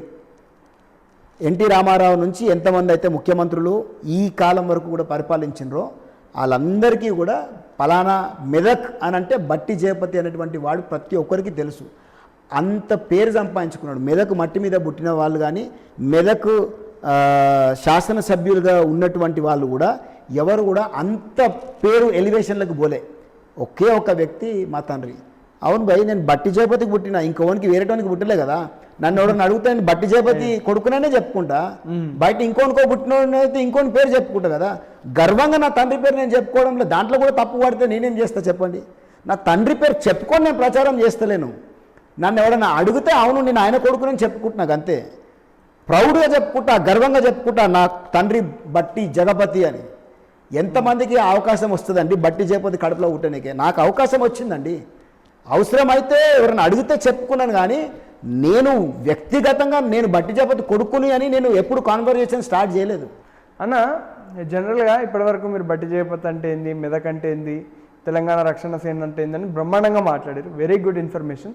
బట్ ఒక కాంప్లికేటెడ్ క్వశ్చన్, ఇది లేకపోతే మన ఇంటర్వ్యూ ముందుకు పోదు. ఫస్ట్ నుండి కూడా కాంప్లికేటెడ్ క్వశ్చన్స్ అడుగుతున్నాను, నీకు అర్థమవుతలేదు అంతే.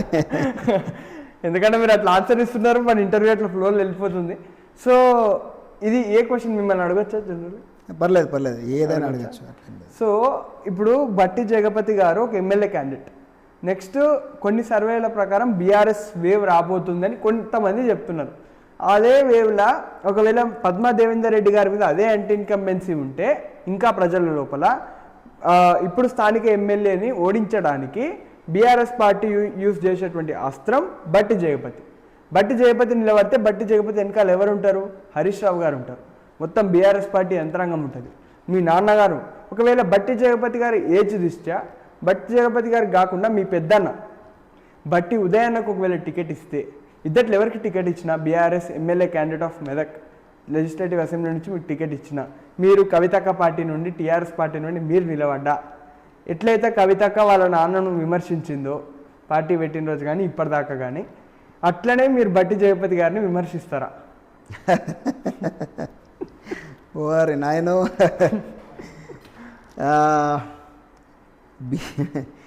బీఆర్ఎస్ పార్టీ గురించి నీకు చాలా అర్థం కావాలి. ఉమ్మడి మెదక్ జిల్లాల బీఆర్ఎస్ పార్టీ మీద జిల్లా ఇన్ఛార్జ్గా ఉన్నటువంటి ఉమ్మడి జిల్లాకి ఇన్ఛార్జ్గా ఉన్నటువంటి హరీష్ రావు గురించి అర్థమైతే నువ్వు ఈ మాట మాట్లాడవు.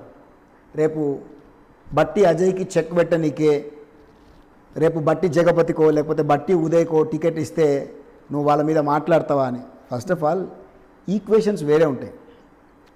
బట్టి జగపతికి టికెట్ ఇయ్యడు, బట్టి ఉదయ్కి టికెట్ ఇయ్యరు.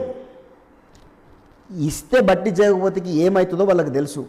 అందుకనే కదా ఇన్నేళ్ళయింది పార్టీలో జాయిన్ అయ్యి ఈ రోజు వరకు కూడా బట్టి జగపతిని కేసీఆర్ గారి దగ్గరకు సరిగ్గా కలవనీయకుండా ఆపినటువంటి వీళ్ళే. అప్పుడు ఉన్నటువంటి ఎమ్మెల్సీ కావచ్చు, అప్పుడు ఉన్నటువంటి శాసనసభ్యురాలు కావచ్చు, ఉన్నటువంటి జిల్లా మంత్రి హరీష్ రావు కావచ్చు, వాళ్ళు ఏ రోజు కూడా బట్టి జగపతిని ఎంటర్టైన్ చేయలేదు కేసీఆర్ గారి దగ్గర పోనీకి. ఆయనకు ఎమ్మెల్యే టికెట్ ఇచ్చి ఏం చేస్తారు తెలుసా? హరీష్ రావుకి బాగా తెలుసు, జయపత్ అన్న మామకి బాగా క్లోజు, కేసీఆర్ మామకి బాగా క్లోజు. రేపటి రోజున ఇదే ఉమ్మడి జిల్లాకి ఒక్కడే నేను మంత్రి, నన్ను కాదని ఈయనకు కూడా మంత్రి పదవి ఇస్తాడు అని తెలుసు. కాబట్టి 100% బట్టి జయపతికి నాకు చెక్ పెట్టనికే ఇయ్యడు. వేరే ఈక్వేషన్ కూడా ఉంది. బట్టి ఉదయ్కి టికెట్ ఇవ్వచ్చు కదా అంటే చాలా దూరం ఆలోచిస్తున్నావు. బట్టి జయపతిని కాదని బట్టి ఉదయ్కి టికెట్ ఇచ్చారనుకో, అందులో ఉన్నది అది రెడ్డిల పార్టీ అయిపోయింది మా మెదక్ నియోజకవర్గంలో. కంటారెడ్డి తిరుపతి రెడ్డి ఓ వర్గం, పద్మాదేవేంద్ర రెడ్డి ఓ వర్గం, షేర్ సుభాష్ రెడ్డి ఓ వర్గం, శశిధర్ రెడ్డి ఓ వర్గం. మజాక్ అనుకుంటున్నావా? వీళ్ళకి ఎవరికైనా టికెట్లు ఇస్తే వాళ్ళు ఊకొనికే వాళ్ళు కంకణం కట్టుకొని మరి పార్టీలో ఉన్నా సరే కంకణం కట్టుకొని మరీ వీళ్ళని ఓడగొడతారు. ఇంతనో అంతనో మా ఫాదర్కి బట్టి జయపతికి టికెట్ ఇస్తే పార్టీ ఏమన్నా పాజిటివ్గా పోయే అవకాశం ఉంటుందేమో. కానీ బట్టి జయపతిని కాదని మా ఇంట్లో ఇంకెవరికి టికెట్ ఇచ్చినా ఈ వర్గాలంతా కూడా అంత సీన్ లేదు. బీఆర్ఎస్కి పుషప్ ఇచ్చి బీఆర్ఎస్ని గెలిపించే అంత వాళ్ళు విషమండి. అంత ఈజీ కాదు. ఎక్కడికి వెళ్ళి ఎట్ట బుస కొడతారో తెలియకుండా బుస కొడతారు. సో ఆ ఈక్వేషన్స్ పని చేయవు. వాళ్ళకి ఇస్తారు అని అనుకునేది అది కేవలం ఒక కల్పితం మాత్రమే. అండ్ అవి అజంప్షన్స్, రూమర్స్ మాత్రమే. కానీ అట్లా కల్పించేటువంటి ఆశ కూడా పుట్టిస్తాడు హరీష్ రావు. మా అన్నకే పుట్టించచ్చు, లేకపోతే మా తండ్రికే పుట్టించచ్చు. అట్లా నిజంగా పుట్టినప్పుడు ఆలోచిద్దాం. ఆయనకు తెలుసు కదా పార్టీ గెలిపించుకోవాలంటే ఏం చేయాలను, ఆడ ఎవరికి టికెట్ ఇవ్వాలను. అంటే నాకు చెక్ పెట్టనీకి అంటే హరీష్ రావు నాకు భయపడుతున్నానే కదా లెక్క. అంతే. నాకు చెక్ పెట్టనీకే బట్టి జగపతికో లేకపోతే బట్టి ఉదయ్కో టికెట్ ఇస్తా అని అంటుండు అని అంటే అబ్బా బట్టి అజయ్ 90% గెలిచినట్టే లెక్క. ఎస్ ఐ కన్సిడర్ నేను 90% విన్ అయిపోయినా కిందకే నేను లెక్క తీసుకుంటాను. కానీ హరీష్ రావుకి తెలుసు గేమ్ ఎట్లా బజాయించాలా, ఏం ఆడాలా, ఆయన ఎట్లా కోవట్లను పెడతాడు, ఎక్కడి నుంచి ఇన్ఫర్మర్లను పెడతాడు, ఏం తీసుకుంటాడు. అందులో పుట్టి పెరిగినాం కదా, ఆ పార్టీలో ఇన్నేళ్ల నుంచి చూస్తున్నాం కదా. ఆయన టాక్టిక్స్ నేను ఇక్కడనే చూస్తలే. నేను పటాన్చేరు నియోజకవర్గంలో ఎక్కువ పెరిగిన, పటాన్చేరులో చూసినా, ఇటు మెదక్లో కూడా చూసినా. ఆయన ఎవరితోటి ఏ ఇన్ఫార్మర్లతోటి ఎట్లా పని చేసుకుంటాడు, ఏ పార్టీలో ఎవరిని పెడతాడు. ఆయన ఆల్రెడీ నా దగ్గర ఇప్పుడు నా గురించి ఉన్న సమాచారం వాళ్ళ దగ్గర ఎట్లా తీసుకుంటాడో మనని అభిమానించేటోళ్ళు కూడా అందులో ఉన్నారు. మనని అభిమానించేటోళ్ళు ఆయన బండ్లనే ఉండొచ్చు, ఆయన కార్లనే ఉండొచ్చు. ఆయన ఒక్కడే పెట్టుకుంటాడా డ్రైవర్లని ఇన్ఫార్మర్లుగా? ఆయన ఒక్కడే పెట్టుకుంటాడా గన్మెన్లని ఇన్ఫార్మర్గా? ఆయన ఒక్కడే మాకు పెట్టుకోనిక రాదా? మాకు చేత కాదా? ఏం చూడలేదా? నీ ఆటలు ఏందో మాకు తెలియదా? నువ్వు ఆడే తైతక్కలన్నీ నాకు తెలుసు. నువ్వు కొత్తగా చేసేది ఏమున్నది అట్లా? ఒక్కటి నేను ఏం చెప్తా అంటే, నేను మనసు పూర్తిగా నా మెదక్ మట్టి గురించి ఇన్ని రోజులు ఇన్నేళ్ళ నుంచి ఏ శాసనసభ్యులు చెయ్యలేదన్న భారము, నొప్పి అది నా తండ్రి నుంచి నాకు పుట్టింది. నేను ఈ కుటుంబంలో పుట్టకపోయింటే నాకు పుట్టకపోయేదేమో, నేను ఉండకపోయేటోనేమో. నేను దీన్ని పట్టద్దు, పడితే విడవద్దు. పట్టినా విడిచే సమస్య లేదు. ఎన్ని అవాంతరాలు వచ్చినా, ఎన్ని అడ్డంకులు వచ్చినా విడిచే సమస్యనైతే లేదు. ఖచ్చితంగా కొట్లాడతారు, నిలబడతారు. కొట్లాడతా, నిలబడతా, గెలుస్తా. ఎందుకంటే నాకు ఎటువంటి చెడు దురుద్దేశం లేదు. నేను ఎమ్మెల్యే కావాలి అన్న ఆశ లేదు నాకు.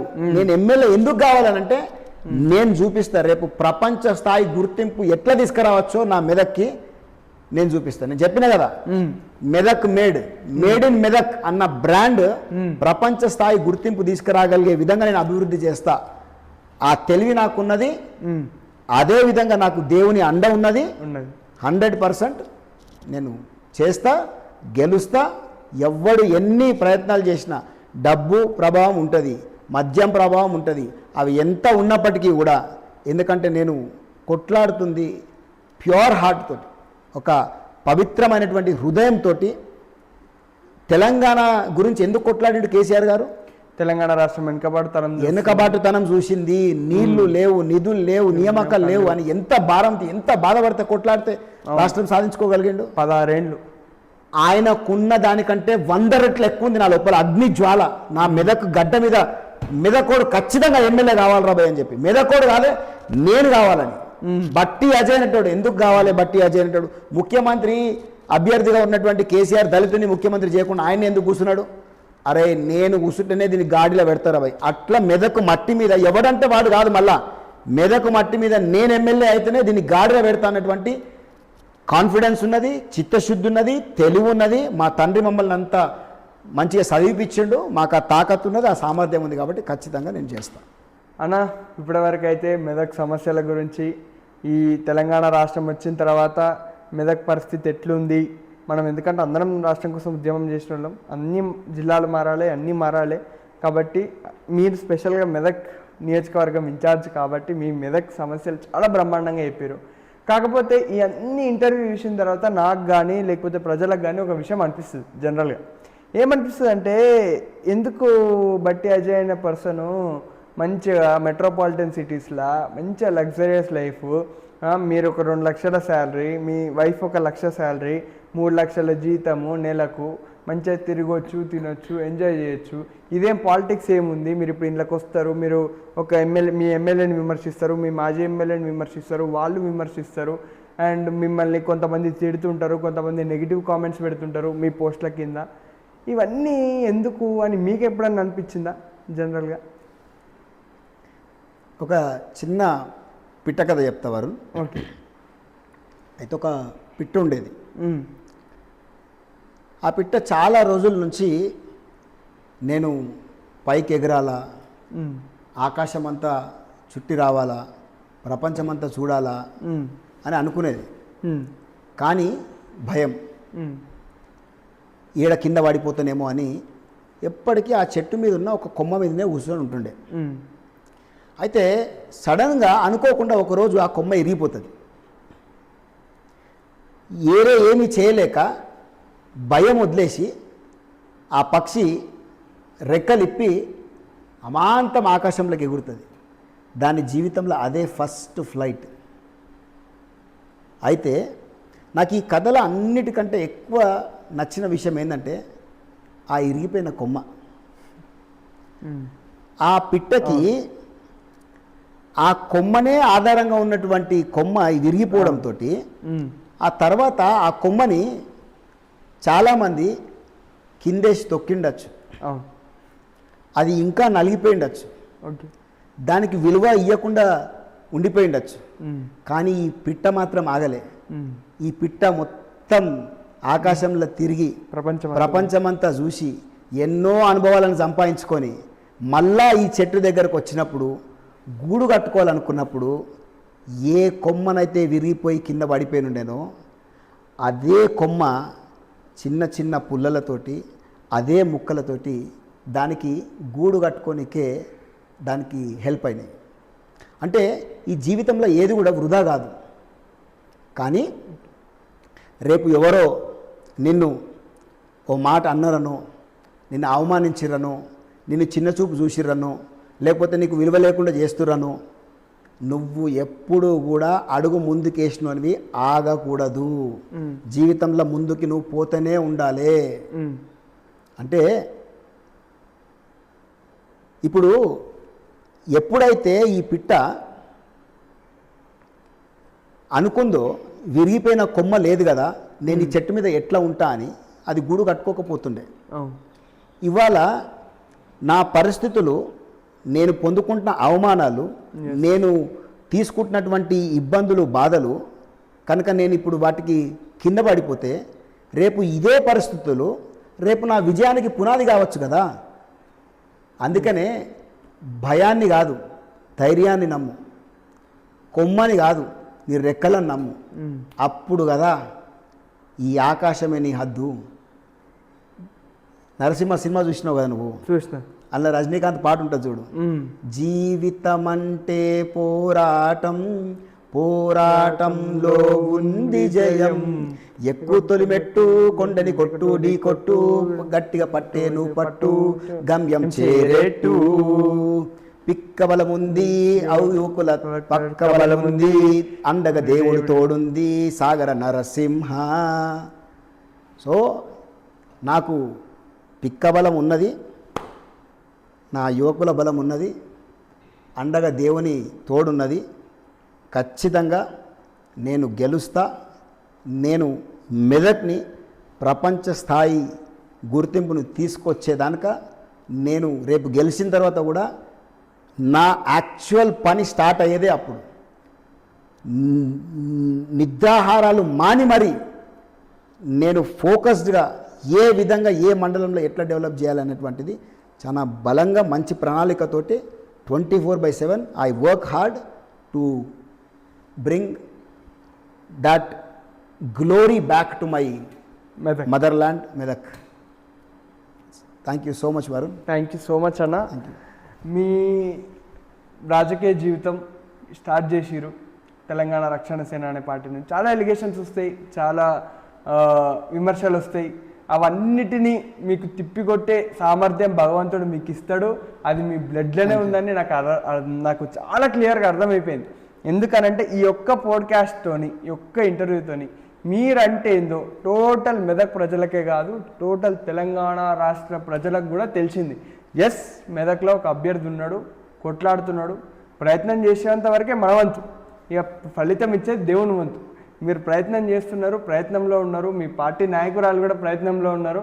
మీరు ఖచ్చితంగా గెలవాలి.